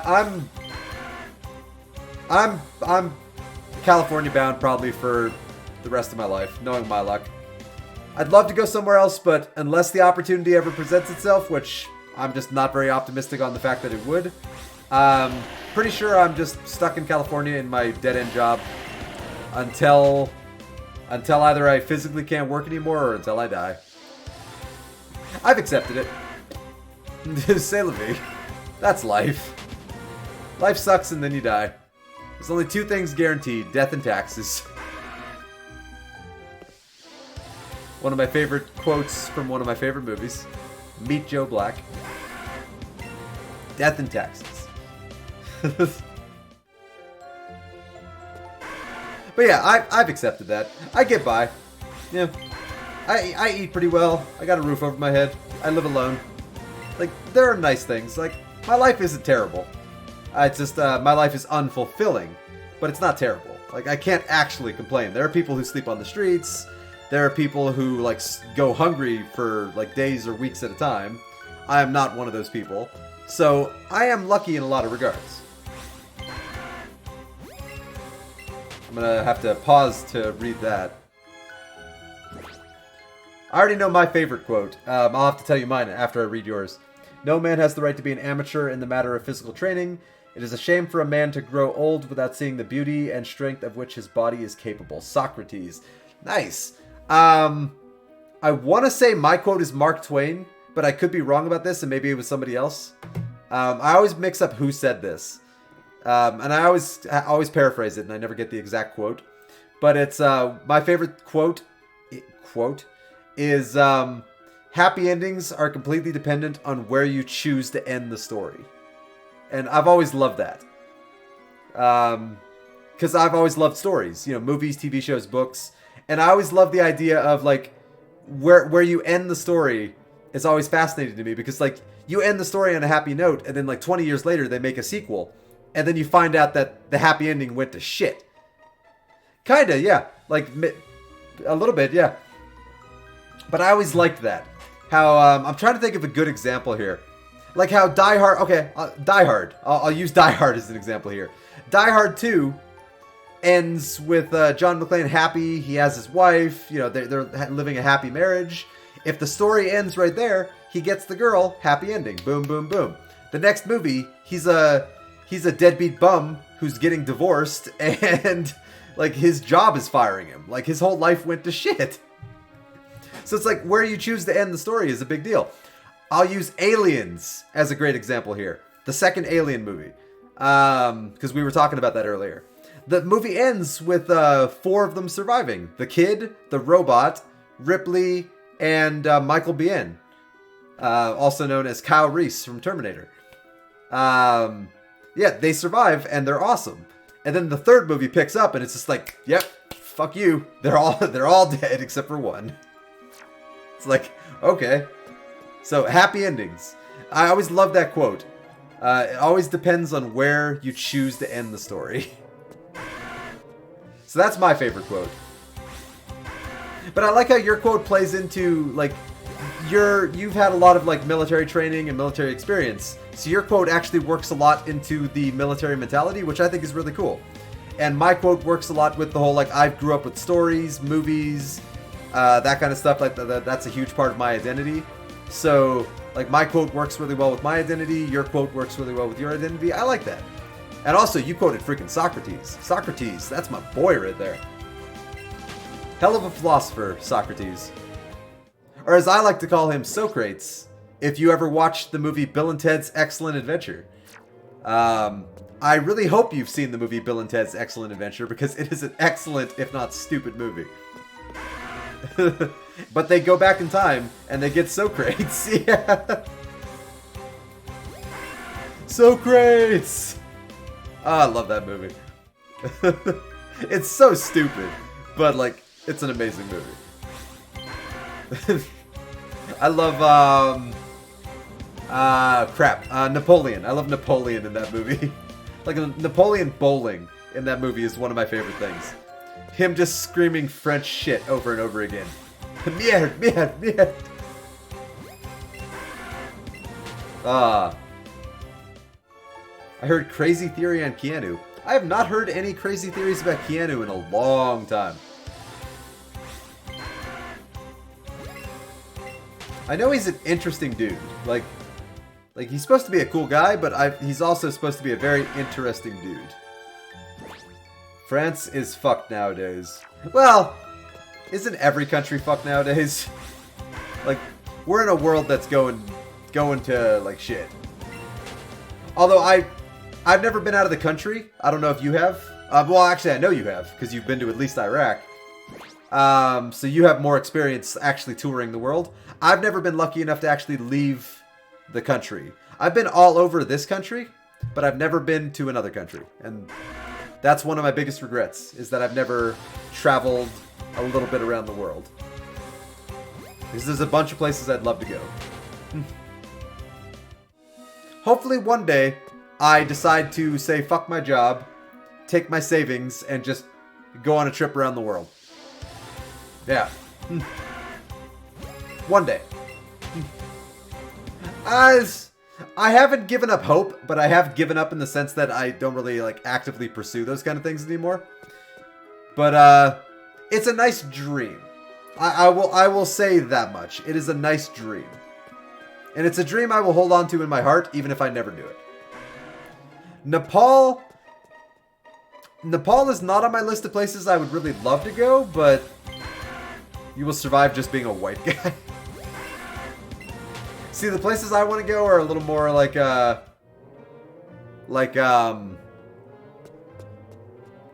Scotland, Ireland, Japan, South Korea,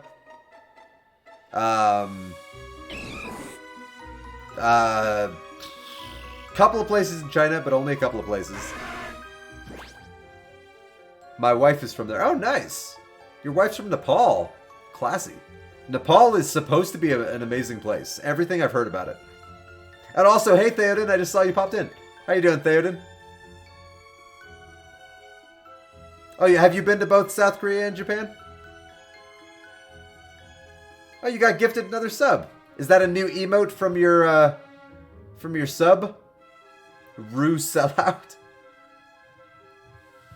Nepal is right under China. Nice. Yeah, I have a couple of friends in China, and I'd love to actually visit them one day. I have one friend in Japan. I have two friends in China, and they're really nice to talk to.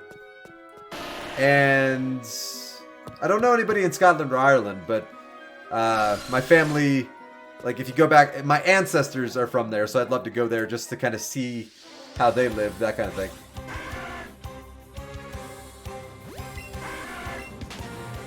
Oh, nice. I like the sword emote. Like the laser sword. That's pretty cool. Hola. Teach English. Yeah? I mean, I could teach English. The only downside about that, Rusty, is I'd have to learn their language, too. In order to teach them English. And I could do it. I used to be able to speak fluent French, of all languages. And then something happened to me in my life, and I lost that ability. I lost the ability to speak French. I lost the ability to play the piano and the guitar and the violin, all because of a brain tumor. Yay! But I used to be able to speak fluent French until my memories got all jacked up from my younger years. I would not recommend it, by the way.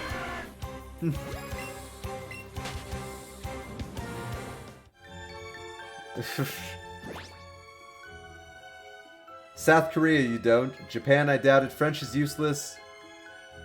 JK, that was wrong. French is the language of love, as they say. I learned it solely because there was a really cute French girl in my school, and I wanted to be able to speak French with her. So I took 3 years of French in high school and got really good. Obviously that went nowhere because, yeah. Because I'm permanently single, so obviously that relationship didn't work out.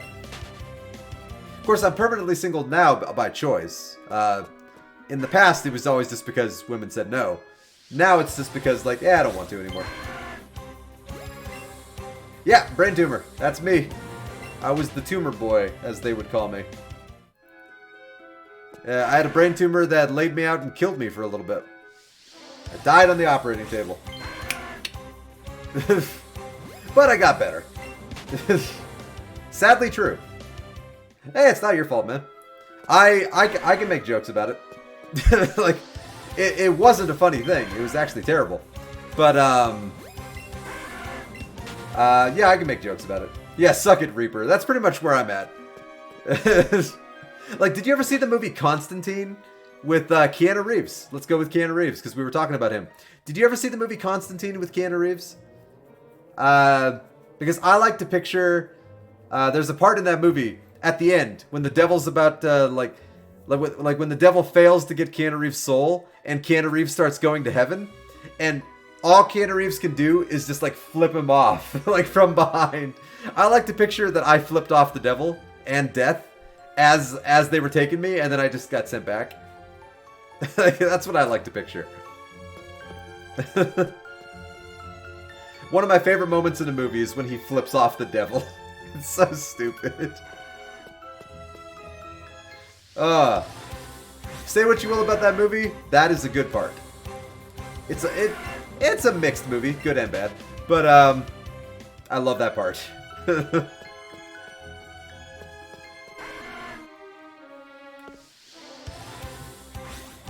But yeah, I survived. A little worse for the wear. I have headaches that never go away. Headaches and migraines that literally are here forever. Like, they're here to stay. Because I have some scar tissue that causes headaches. So, like, I basically have been living with a... Let's see, when did they... Like a 20-year-long headache. You get used to it, but some days are worse than others. Some days are real bad. Sorry, boot that. Here's a joke for you. Ah, poop. Oh, shit. I guarantee you didn't type that fast. You copy and pasted. Alright, I'm gonna have to read that in a second. Either that or you're the fastest fucking typer in the world. Alright, so let me run from this Charmander and then I'll read that. Copy paste it. Yeah, I figured. There's no way you typed it that fast. There's no goddamn way. A store has just opened in New York City that offered free husbands. When women go to choose a husband, they have to follow the instructions at the entrance. You may visit this store only once. There are 6 floors to choose from. You may choose any item from a particular floor, or may choose to go up to the next floor, but you cannot go back down except to exit the building. So a woman goes down to the store to find a husband. On the first floor, the sign on the door reads, Floor 1, these men have jobs. That's pretty good. That's pretty good.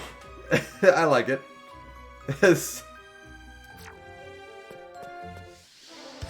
That is kind of the prerequisite nowadays. It's just like, yeah, have a job.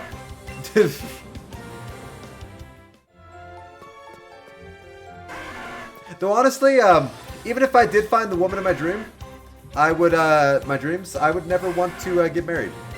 I don't believe in marriage. I've never seen a good marriage.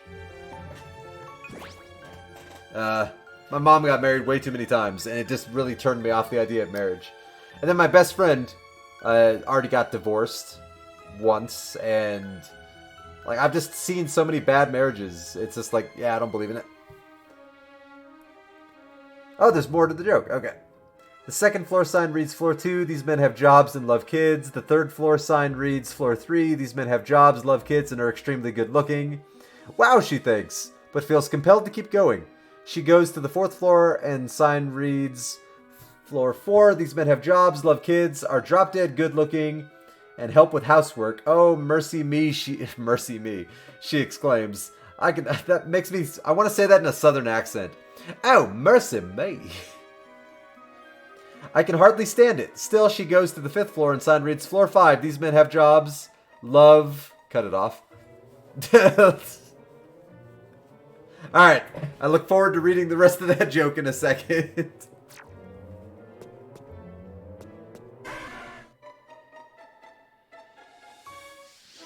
I'll have to keep an eye out for when it gets... there we go.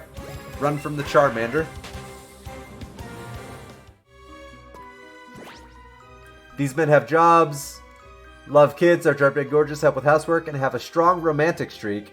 She is so tempted to stay, but she goes to the 6th floor, and the sign reads, Floor 6, you are visitor 71,456,012. To this floor, there are no men on this floor. This floor exists solely as proof that you are impossible to please.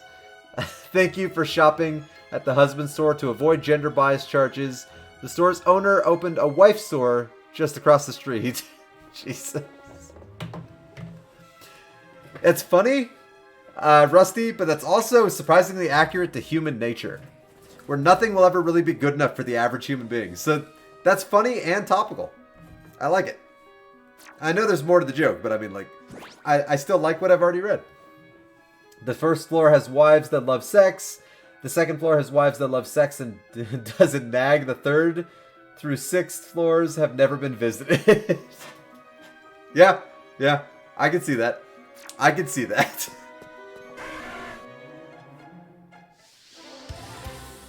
That's a good joke. It's a long joke, but that's a good joke. And again, like I said, funny and surprisingly topical. Because that is human nature right there. Like, we always want more. Truth in the joke is what makes it worth it. I agree. Better as opposed with formatting. Yeah. Yeah, it's a little wonky with the whole, like, you can only type so much in chat. But yeah.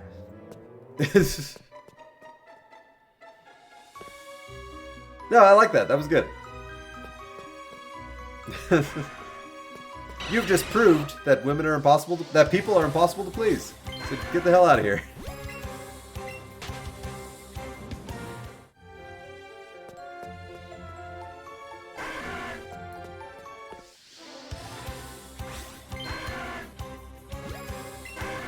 God, I'm trying to think of the things I would probably have criteria for. Because for like the wife store, sex and not nagging, like, I don't think those would actually be on my list. I think, like, my only real criteria are, like, enjoy movies, video games, and, you know, don't be a dickhead. Like, that'd pretty much be it. Like, just don't be a piece of shit. And have an open mind. Like, just be able to think about things. Like, so, moderately intelligent, video gamer, movie fan. That would be my criteria. If I were to look for one, like, that'd be it. If I were to go super detailed, I would be adding a lot more criteria. But because I've always been attracted to pale, crazy redheads, pretty much my entire life. Specifically, pale, crazy redheads. Like those, yeah, those 3 words are accurate. The more imbalanced they are, apparently, the more attracted I am to them. Go figure. The worse they are for me as a human being, probably the more I'm gonna like them. There's something to be said there about human nature, and I don't even know what it is. It's not good. Give criteria and they meet it, and then get a ring and it changes. Can't set it up. Yeah. Find one that listens and gives you enough space when you need it, and supports you when you need it, and you do the same. Yeah, I'll never be able to find that. I'll never be able to find that because I like my own free time too much, and I don't think I'd ever be able to find somebody that would want as much space as I would want. Like I'm trying to think. There's a movie I watched where I would never do call girls. That would never be a thing I'd do. Yeah. Go to the gym and wash your ass. Those are good criteria. Those are both good criteria.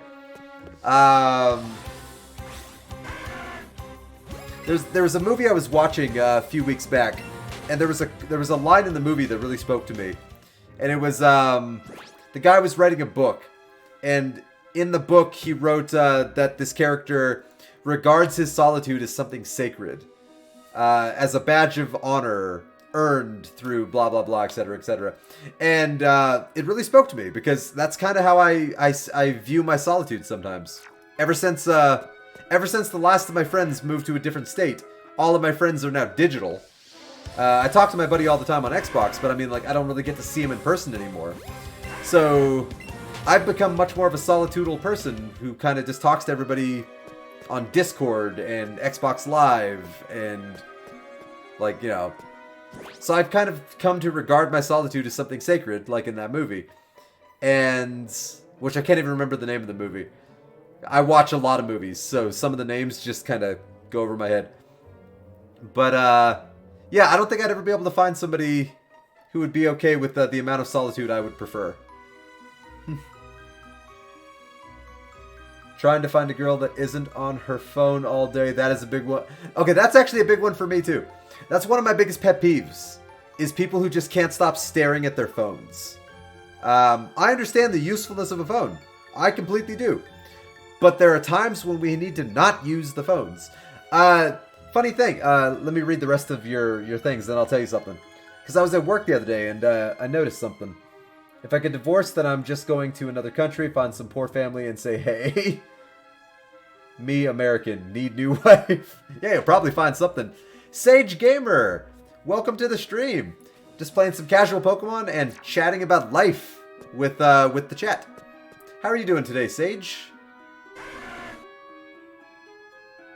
But, oh, what I was going to say, though, Rusty, I don't remember when this was exactly. You're probably not wrong. I don't know when this was exactly. It was a little while back.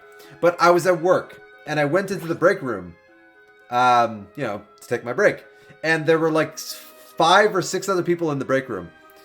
And, you know, when you go into a break room, or when you go into a room with that many people, you expect a little bit of conversation. You expect a little bit of chit-chat. And I went into the room. Dead silence. Like the creepiest silence I've ever heard in my life. Every single person at this table just staring at their phone. Just mindlessly just... And that went on for like 15, 20 minutes. Just like all of them. And I tried to start conversations like 6 times. And nobody looked up. And I was just like, Jesus, you people have problems. Like, I'm all about technology. But I also know when to put technology down. It drives me crazy. So I agree with you, Rusty, that's one of my pet peeves. That's like one of my big pet peeves.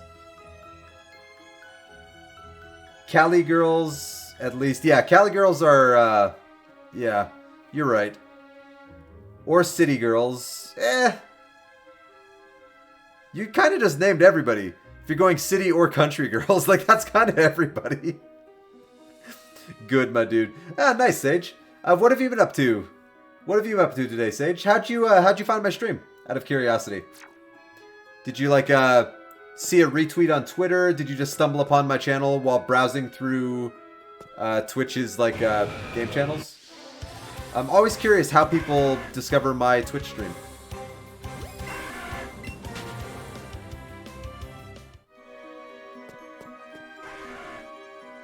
Did you like get recommended by like one of the people that I regularly raid?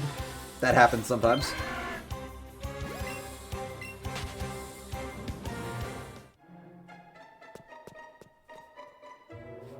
Rando looking is how I did. Oh, okay.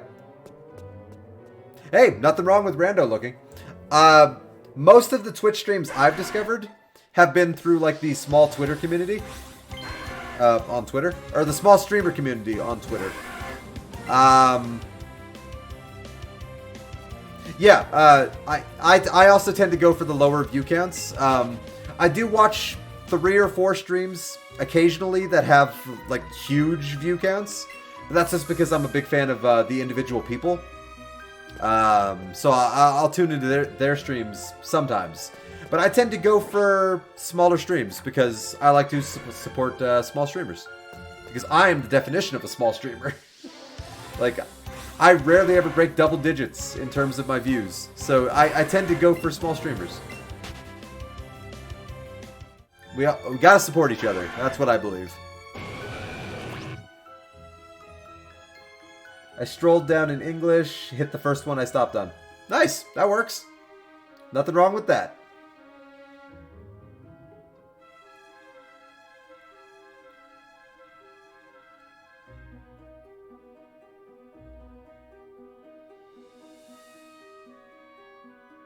Hit a good one. He's like 3'5", real small. Wait, what?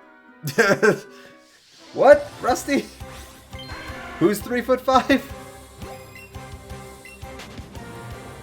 Did I miss something?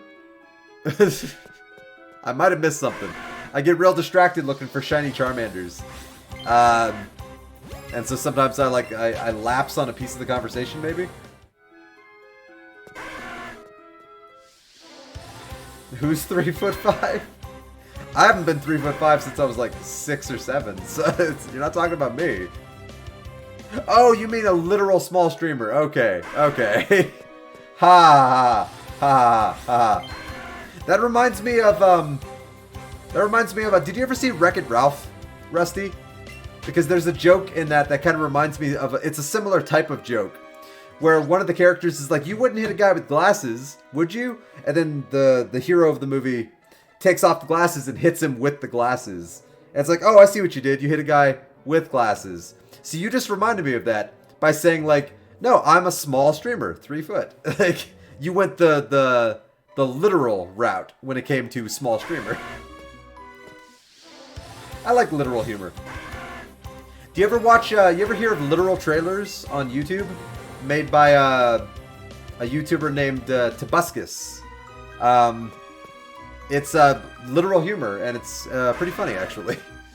His literal Assassin's Creed trailers are the best. And his literal Mass Effect trailers are pretty good, too. So you'd probably like those ones because they're very literal. I tend to go literal, too, depending on what the conversation is. I don't YouTube much these days. One of the reasons is because of ads. But I used to YouTube a lot more about 5 or 6 months ago. Ever since I started streaming, my YouTube time has cut down to almost 0. Like, I'll look up movie trailers now, or video game trailers on YouTube. But I don't really watch, like, Let's Plays anymore like I used to. Because I don't have as much time like I used to. But like 6-8 months ago, I watched a lot of YouTube content, or used a lot of YouTube content as background noise, while I did a lot of stuff. Replace you with Hook. YouTube become HookTube. No ads. Yeah, if only YouTube got rid of all the ads. I'll use a good example on this. Yesterday, after I finished my stream, I went to go upload my stream to YouTube. And so I put on a random YouTube video for background noise while I was doing that. And it was like a 16-minute video of a guy talking about one of his work experiences. And I think in that 16-minute video, there were 4 commercial ads. Like 4 times where the video stopped, took me through 2 different 30-second commercials, and then started the video again. And I'm like, I'm just watching a YouTube video, people. Like, I don't need ads on everything. God. I've never even heard of HookTube. It sounds like a porn site. It sounds like a really weird porn site, like a pirate porn site. But I mean, it sounds like a porn site.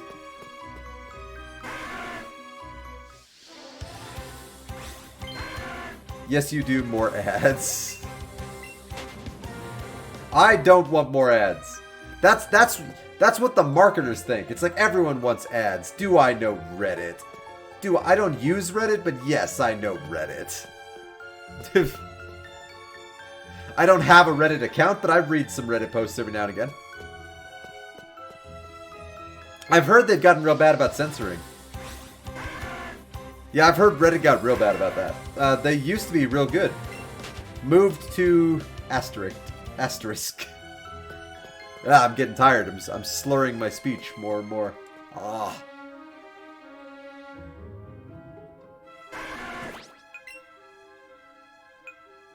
Alright, I've still got over 100 lures. That's good. Vote likes free speech and hates ads. I definitely hate ads. Which is why if I ever get more than 7 subscribers on YouTube, I will still never monetize any of my videos, ever. And I will never have ads pop up, because I don't see the point in that. I don't see the point. Some vote guy came up with HookTube as a wrapper for YouTube vids to kind of show it to them. Nice.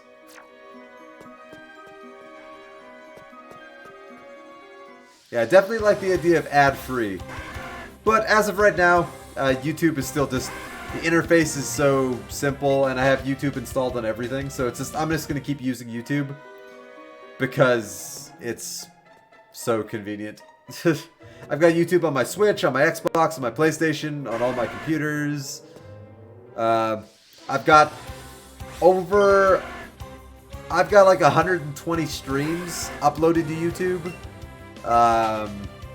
Probably at this point. I don't know how many I have, but I've got 100-something streams uploaded to YouTube. So I'm with YouTube. I'm not a YouTuber. I don't make a penny off YouTube, but I use it a fair amount. Yeah, I don't make a penny off any of this shit.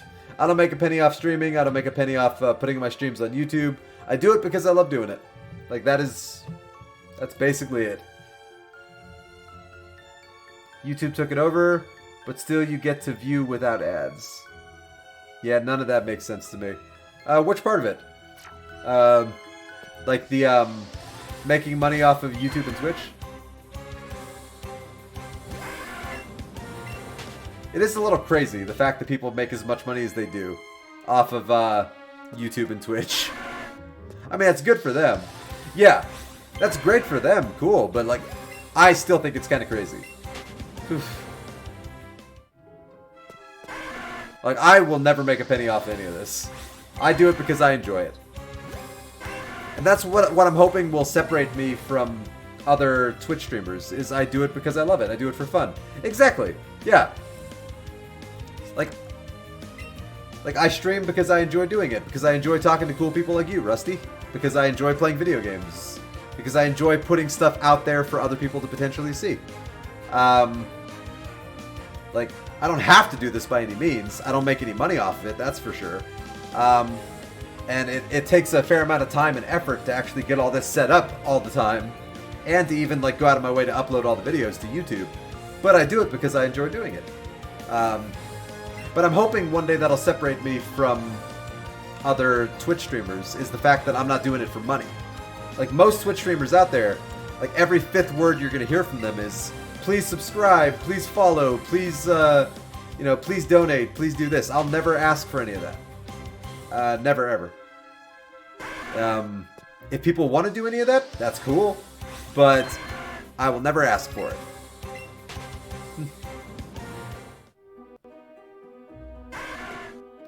Wow Hobbs, he streams, you would like him.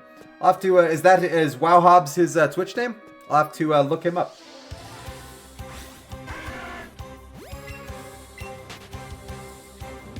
Wow Hobbs, I like the name.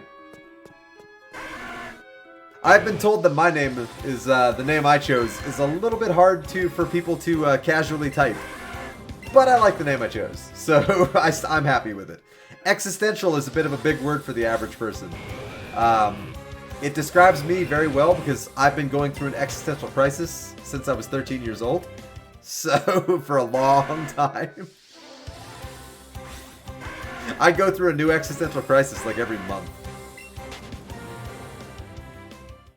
And you need to watch UHF already. What's UHF? That sounds familiar. He does Hearthstone. I've heard of Hearthstone. I'm familiar with Hearthstone. UHF, what is that? That sounds familiar. I remember somebody recommending something to me. If it is that common, they should be common. Oh, it's Weird Al Yankovic? I love Weird Al Yankovic. Weird Al Yankovic is amazing. I grew up on Weird Al Yankovic. We don't need to... Oh, yeah, yeah, okay. I see what you're saying. Okay, I remember now. I remember now. The moment you wrote that, we don't need no stinking badges. I remember now.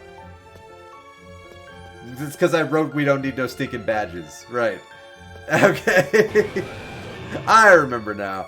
It's all flooding back to me. Alright, no more Charmanders.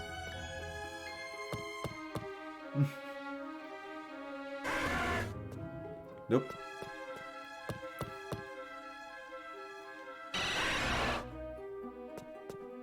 Alright, I'm gonna start doing the ladder method again. I'm getting tired of interacting with all the Charmanders. Damn. Damn. One day I'll get around to watching that. But, a movie quote brought me here, even though you were unaware. This is true, I was unaware. Luckily, you did tune into a streamer who loves movies and quotes a lot of movies all the time. Though I do tend to quote movies pretty randomly. So I'll quote, like, Joe versus the Volcano one minute, and then, like, the next minute I'll quote Butch Cassidy and the Sundance Kid, and then the next minute I'll quote Wall-E, and then the next minute I'll quote The Avengers. Like, I'm all over the board. Like, I'll quote anything.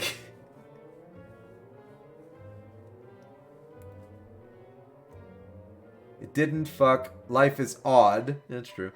Joe's apartment, ever seen? Sounds familiar. That sounds really familiar. Let me IMDb that real quick.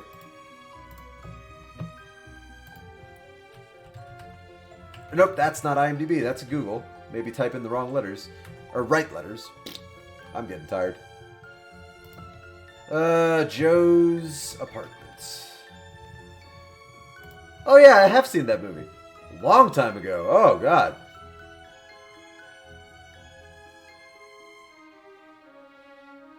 Yeah, I saw that movie once, like when it came out. Like, oh, when I was like still a kid. I forgot about that movie. I also didn't know Billy West did one of the voices of the Roaches. That's shocking. Isn't Billy West Fry from Futurama? Yeah, he's Fry from Futurama and Zoidberg. That's awesome.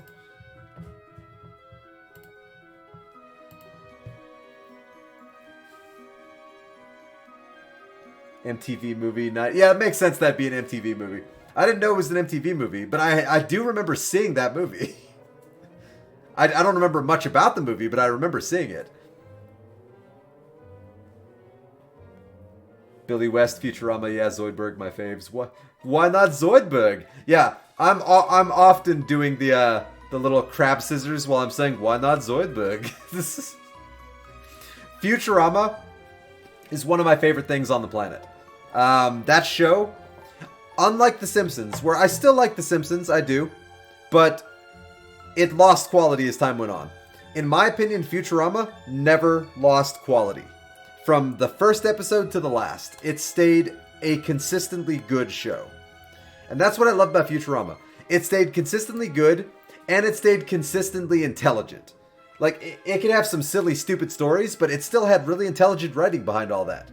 Jurassic Park. I still get misty-eyed at Jurassic Park. Like, yeah, that's completely right for you to get misty-eyed at Jurassic Park. Another good example, like, they really handled Fry and Leela's romance, like, really well over the course of 10 years.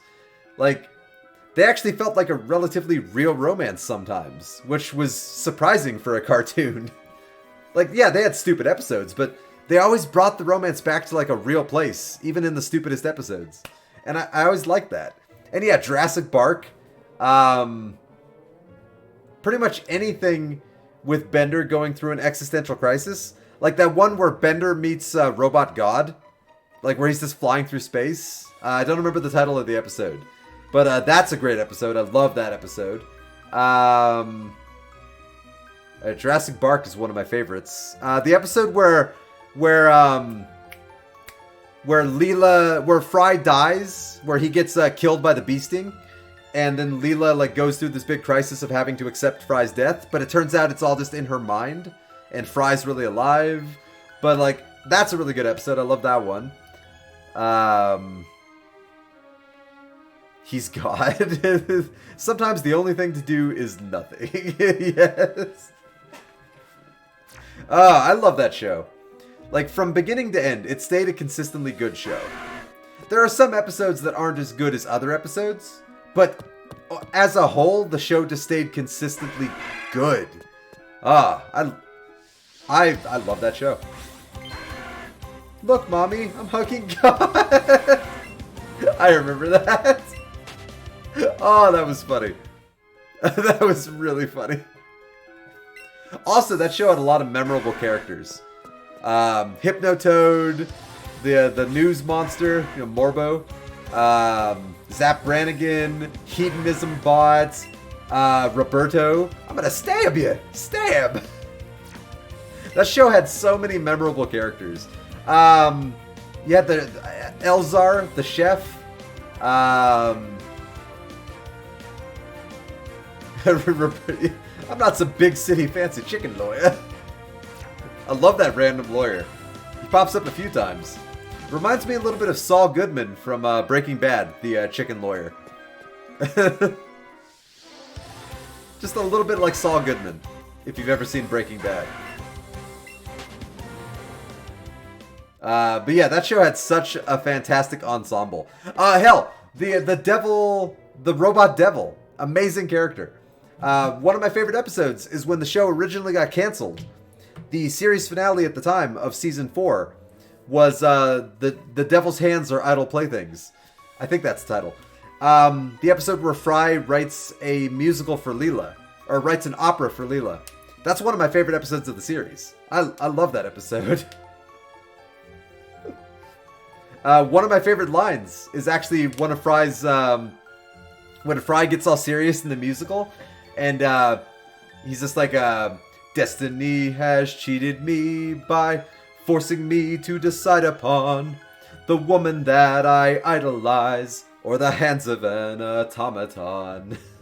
Without these hands I can't complete the music that was captivating her, but if I keep them and she marries him, then he probably won't want me dating her. It's so stupid. But that cracks me up every time. But yeah, the whole damn series. I love that series.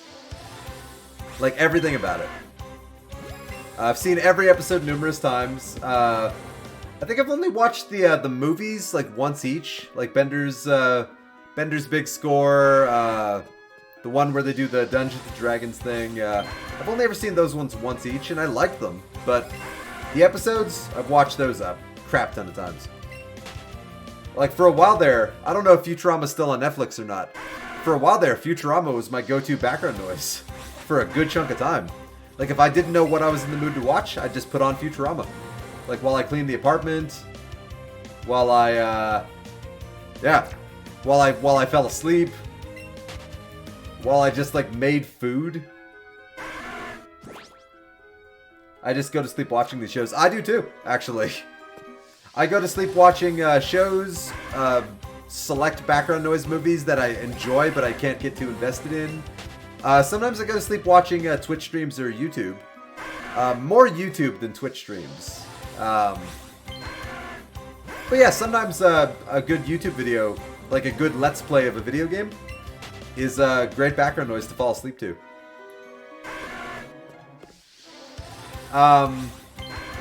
I like to fall asleep listening to YouTube Dungeons and Dragons. Sometimes that's pretty fun. But I also fall asleep to a lot of shows that I love. Like Futurama, I'll fall asleep to that sometimes. There's a TV show that I love called Community. That is like one of my favorite TV shows. Even if the show really dropped in quality towards the end, I still love the early episodes. The Office, that's one of my favorite shows. Parks and Rec. Chevy Chase, yeah. Chevy Chase. Chevy Chase was funny, but it just sucks that he's such a piece of shit in real life. But he was funny when they actually gave him something to do. But it was pretty obvious towards the end that they just wanted him off the show. So they just like they gave him, they kept giving him less and less to do, and they're just like, yeah, we want you gone. You're a terrible human being. Christmas Vacation. One of my favorite Christmas movies is Christmas Vacation. Probably my third favorite Christmas movie. My first favorite Christmas movie is Die Hard, and I don't care what anybody says, that is a Christmas movie. My second favorite Christmas movie is Scrooged with Bill Murray, because that movie is phenomenal. And then my third favorite Christmas movie would probably be Chevy Chase in Christmas Vacation. I automatically assume anyone in Hollywood is a piece of shit. That's a fair assumption. But yeah, Christmas Vacation. My favorite part of that movie, I don't even have to think about this. It's the part when he finds out that he's not going to get his bonus from work. And he just flips out in front of his entire family. That's my favorite part of that movie. When he just starts cussing for like 2.5 minutes straight. That is like the funniest part of the movie, in my opinion. I love Christmas Vacation. And Bill Murray is fantastic. Even though Bill Murray is also supposedly a piece of shit in real life, there's a lot of Bill Murray movies that I love. Like, say what you will about the guy as a human being, he makes good stuff. One of my favorite movies, probably top 10 list of favorite movies, is Groundhog Day. That is a perfect movie, I think. Like, that is definitely on my top 10 list of all-time favorite movies. You know what my company just told me this year? We just bought out last year, some new bosses and all. We don't get bonuses anymore. Driving the groundhog around. Yeah. Wait, so you're not gonna get bonuses anymore? That sucks. It's funny, when my current boss Flapjacks, is it too late for Flapjacks? That was cousin Eddie that said that, right? Oh no, that was the drunk. That was the drunk in Groundhog Day. When they crash into the sign. I remember that scene. Yeah. I was mixing up movies for a second. And also, I'd like to get some Flapjacks. When he was testing out whether or not he could really reset the day. God, I love that movie. Definitely on the top 10 list.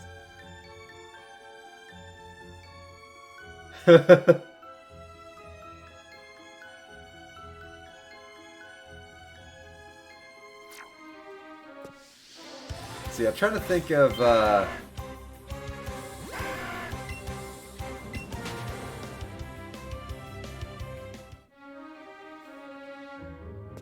let's see. Charmander. We would get a bonus each quarter based on travel and billable time. That sounds nice. God. Yeah, what I was going to say before I got distracted by Charmander.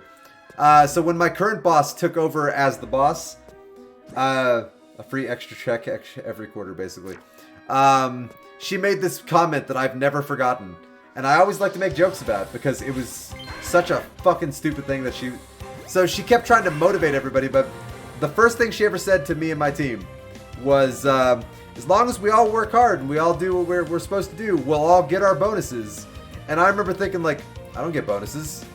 No one here gets bonuses. What the fuck are you talking about?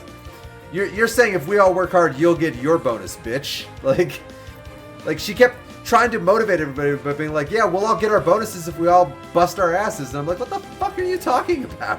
You're an idiot. Nobody here gets bonuses but you. So, like, why would you say that? Oh, believe me, I said something. Not to her, but I did say something to my other boss where I'm like, should she have said that? Like, I feel like she just alienated herself in front of every single person here by making herself look like a piece of shit. Well, I did make that joke. Like, I didn't get all serious. Like, you know we don't get bonuses, right? But I did make a loud comment. Like, yeah, we don't get, like, yeah, I guess I haven't gotten my bonus the last 6 years. Maybe I should look into that. Like, I said something like that. Like, I don't remember what I said, but it got a bunch of laughs. But then I took my other boss aside, and I remember, like, ranting, like, does she not understand how stupid she just came off? Like that, there's no way she can't realize how stupid she just came off to everybody. And she has not gotten better since she took on the job. She gets worse every time I talk to her. The most brainless human being I've ever met, but somehow she kissed enough ass to become a boss. Breaks my heart. Did you ever see the movie Office Space, Rusty? Because she's a little bit like the bosses from Office Space, the ones who were firing everybody. She's a little bit like them. I don't know if you ever saw Office Space. That also makes my top 10 list of all-time favorite movies. Is Office Space. Because that's my dream. To just stop. Hey, Peter. Hey, Peter. Check out the tits on this one. I love that guy. The guy from the Drew Carey Show. I can never remember his name. But I love out that guy. I love that guy so much. Hey, Peter. Check out the mammogram channel. That movie, though. That's my dream. It's the breast exam. That movie is my dream. Where I just one day wake up and decide not to do my job anymore, and somehow everything gets better for me. That's my dream. My dream is also to be just like Superman 3 and to steal pennies from a company until it adds up to millions of dollars. Just like Michael Bolton. That fucker should change his name. I had my name first. I'm Michael Bolton. That movie, that is another movie, Rusty, that really spoke to me. Because I know what that feels like. To have a job, to be at a job that you hate that much. I can really associate with Peter. Like Peter is my spirit animal almost. In a lot of ways. Because I understand him. I understand his pain.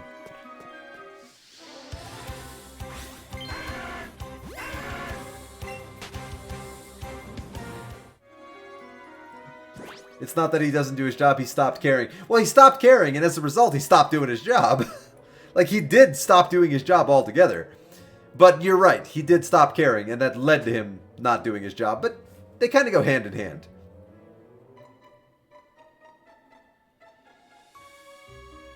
He did his job, but his job is so useless it takes 45 minutes for a week. Yeah.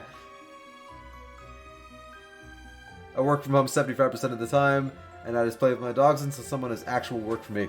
That is, no joke, legit my dream. Like, not even like sarcasm or like being silly. That is my dream, to work from home, Rusty. Like, I would be the happiest person in the world if I didn't have to work with the people I work with. If I didn't have to go into that building anymore. Like, if I could just work from here, you would never not see me without a smile. Yeah, I would be a happier person. Not that I'm unhappy, but I mean, like, I'd be happier. Come on, Charmander. Come on, there you go. When they have shit for me, it sucks. Well, all jobs suck, especially when they're overloaded. But like, still the ability to work from home. Like, I wouldn't even care how much they pile on the work. If I didn't have to leave here except for like grocery shopping and like hanging out with family, I'd be okay with that. I would extremely be okay with that. Because I hate driving, and I have to drive far too much. So I would love to not have to drive that much anymore. And I hate driving. People in California do not know how to drive. I'm just going to say it. I'm currently trying to get into doing personal shit. I want my wife to cook in a farmer's market. Traditional food thing. That'd be pretty cool. It's like prison. I go crazy. See, I wouldn't. That's the thing. I would not go crazy. Because I have so many things to keep my brain occupied, Rusty, that I would never run out of things to do. And when I'm in the mood to go outside, I'll just go outside and like run around the block. But I would be 100% completely okay with it. I'll be outside all the time walking my dog.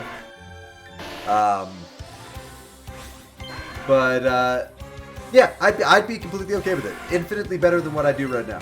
Infinitely better. I'd find more purpose from it. I'd have a better mentality about it. I'd be a very happy person indeed.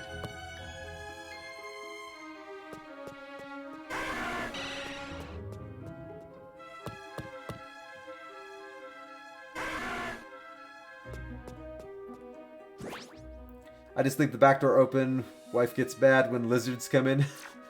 Yeah, we have a lot of lizards up here. I want to live in the Amazon. We have like small lizards. They're not like giant, but like, yeah, we get like a lot of lizards like this size. And I think they're adorable. I like lizards. I am a fan. I could watch that one guy on YouTube. Primal Living guy. I think I've heard of that guy. That sounds familiar. Not 100%, but I think I've heard of that guy.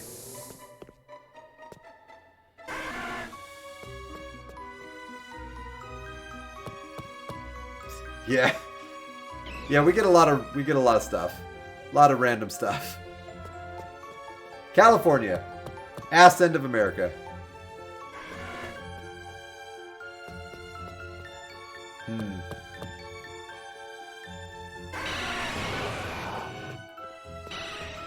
Alright, going back to the ladder method. I was just running into too many random Pokemon doing the other method. It was kind of burning me out a little bit.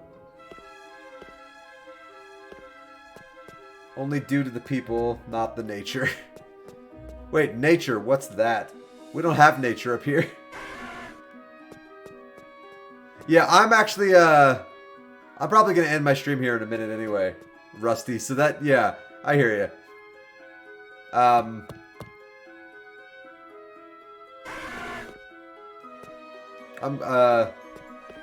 Sea otters.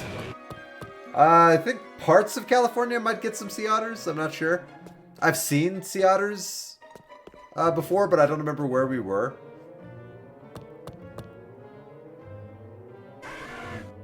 We definitely have a lot of snakes. I've seen my fair share of snakes walking around up here.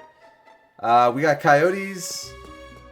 We have a really large amount of stray dogs because people don't know how to lock their fences or take care of their animals properly in California. We got some possums. We got some raccoons, squirrels. I can't think of much else. Yeah, can't think of much else.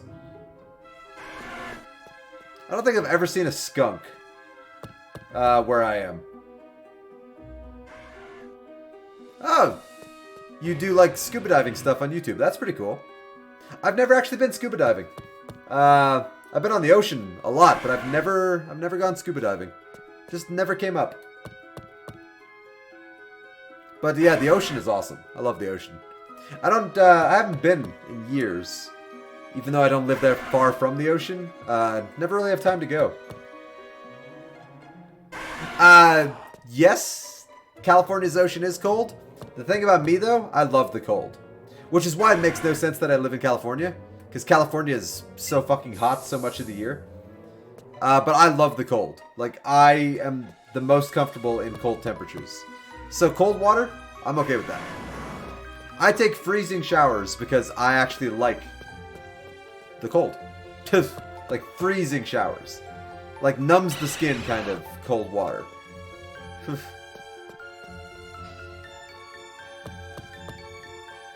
I got a few buddies out in the La Jolla area. Okay, I'm familiar with that area. Let me know and I'll hook you up.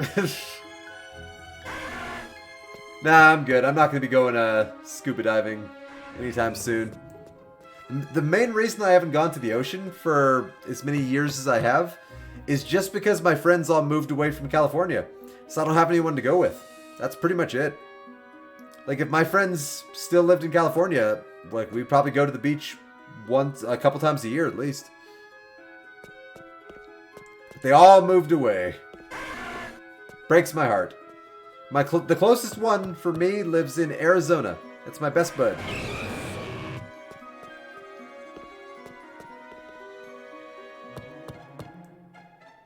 I go to the beach alone. I don't need no man. I have no problem going places alone, but I don't want to go somewhere that's going to be like a 2.5-hour drive alone. I'm a strong, independent girl. Like, I go to places alone all the time. Like, I don't care about that. But I don't want to do, like, a travel trip. Like, an actual long-distance trip if I don't have, like, somebody to hang out with. I go to the movies alone all the time. I love it. I'm gonna go see Aquaman probably in theaters alone.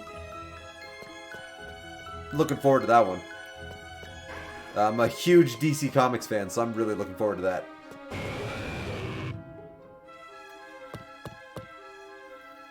Come on, Charmander. I just want one goddamn shiny.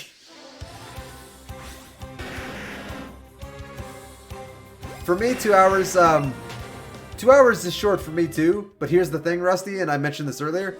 I hate driving. I hate it. I despise it. I do it all the time, but I hate it. It's my least favorite thing to do.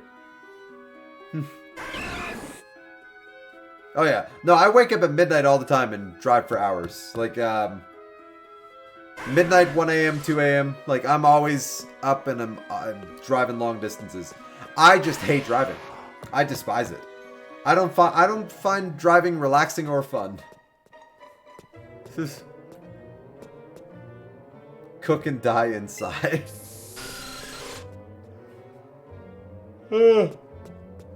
Ah. Alright. Let's see if this is a shiny Charmander. Alright. On that note. GNGL. On that note, on that shiny Charmander, and on that not shiny Charmander, and on us talking about driving, I'm gonna end my stream right there, Rusty. I'm getting a little tired, and I got work really early tomorrow, and I gotta still make dinner for myself and my puppy, and upload my stuff to YouTube's. But yeah, thanks for... I want to thank... my brain is a little tired, so I'm kind of forgetting stuff. I want to thank everybody that stopped by. It always means the world to me that anybody watch me play video games, so thank you so much. Special thank you to Rusty Equipment and Theoden, son of Thengel, and for keeping me company in chat. And to... where was it? That one random person who stopped in, said one thing, and then left. I don't remember who they were, but thank you very much. The chat is doesn't refresh that high, but I don't remember your name, and I apologize. You didn't follow, so I don't have your name in the top right. But thank you for stopping by. So yeah, just gonna do my closing statements. If you're watching this on Twitch, check out my YouTube channel. The channel name is Existential Turtle, just like it's written below my face cam. I archive all of my past streams there, so if you ever can't watch me live, you ever need background noise, you ever want to watch me play a different game, check out my YouTube channel. And if you're watching this on YouTube, check out my Twitch at twitch.tv/existentialturtle. I stream a little bit every day, so you're going to get daily content from me. The times vary. Samsonite. Freaking Dumb and Dumber. Love that movie. I quote that all the time, actually. Samsonite. It's written on the briefcase. Samsonite. I got distracted. My stream times are a little bit inconsistent this time of year because work makes it really difficult for me to have a consistent stream time. As of a month ago, I was streaming every day from 2 to 6 p.m. Pacific Standard Time. With an occasional exception here or there where I'd have to stream from like 12 to 2 or 2 to 4. But for the most part, I was 2 to 6s like every day. But this time of year, I can just stream whenever I have a chance to stream. So, like, I might start my stream at 2, I might start at 4, I might start at 5. But yeah, if you want specifics, follow me on Twitter at Easton Roscoe. It's written in the bottom right of the screen. I always post an update before I start streaming of what video game I'm going to be playing, and obviously the fact that I'm going to start streaming. My throat's getting a little tired. But yeah, thanks everybody for stopping by. Really appreciate it. And hope everyone has a good night. Peace.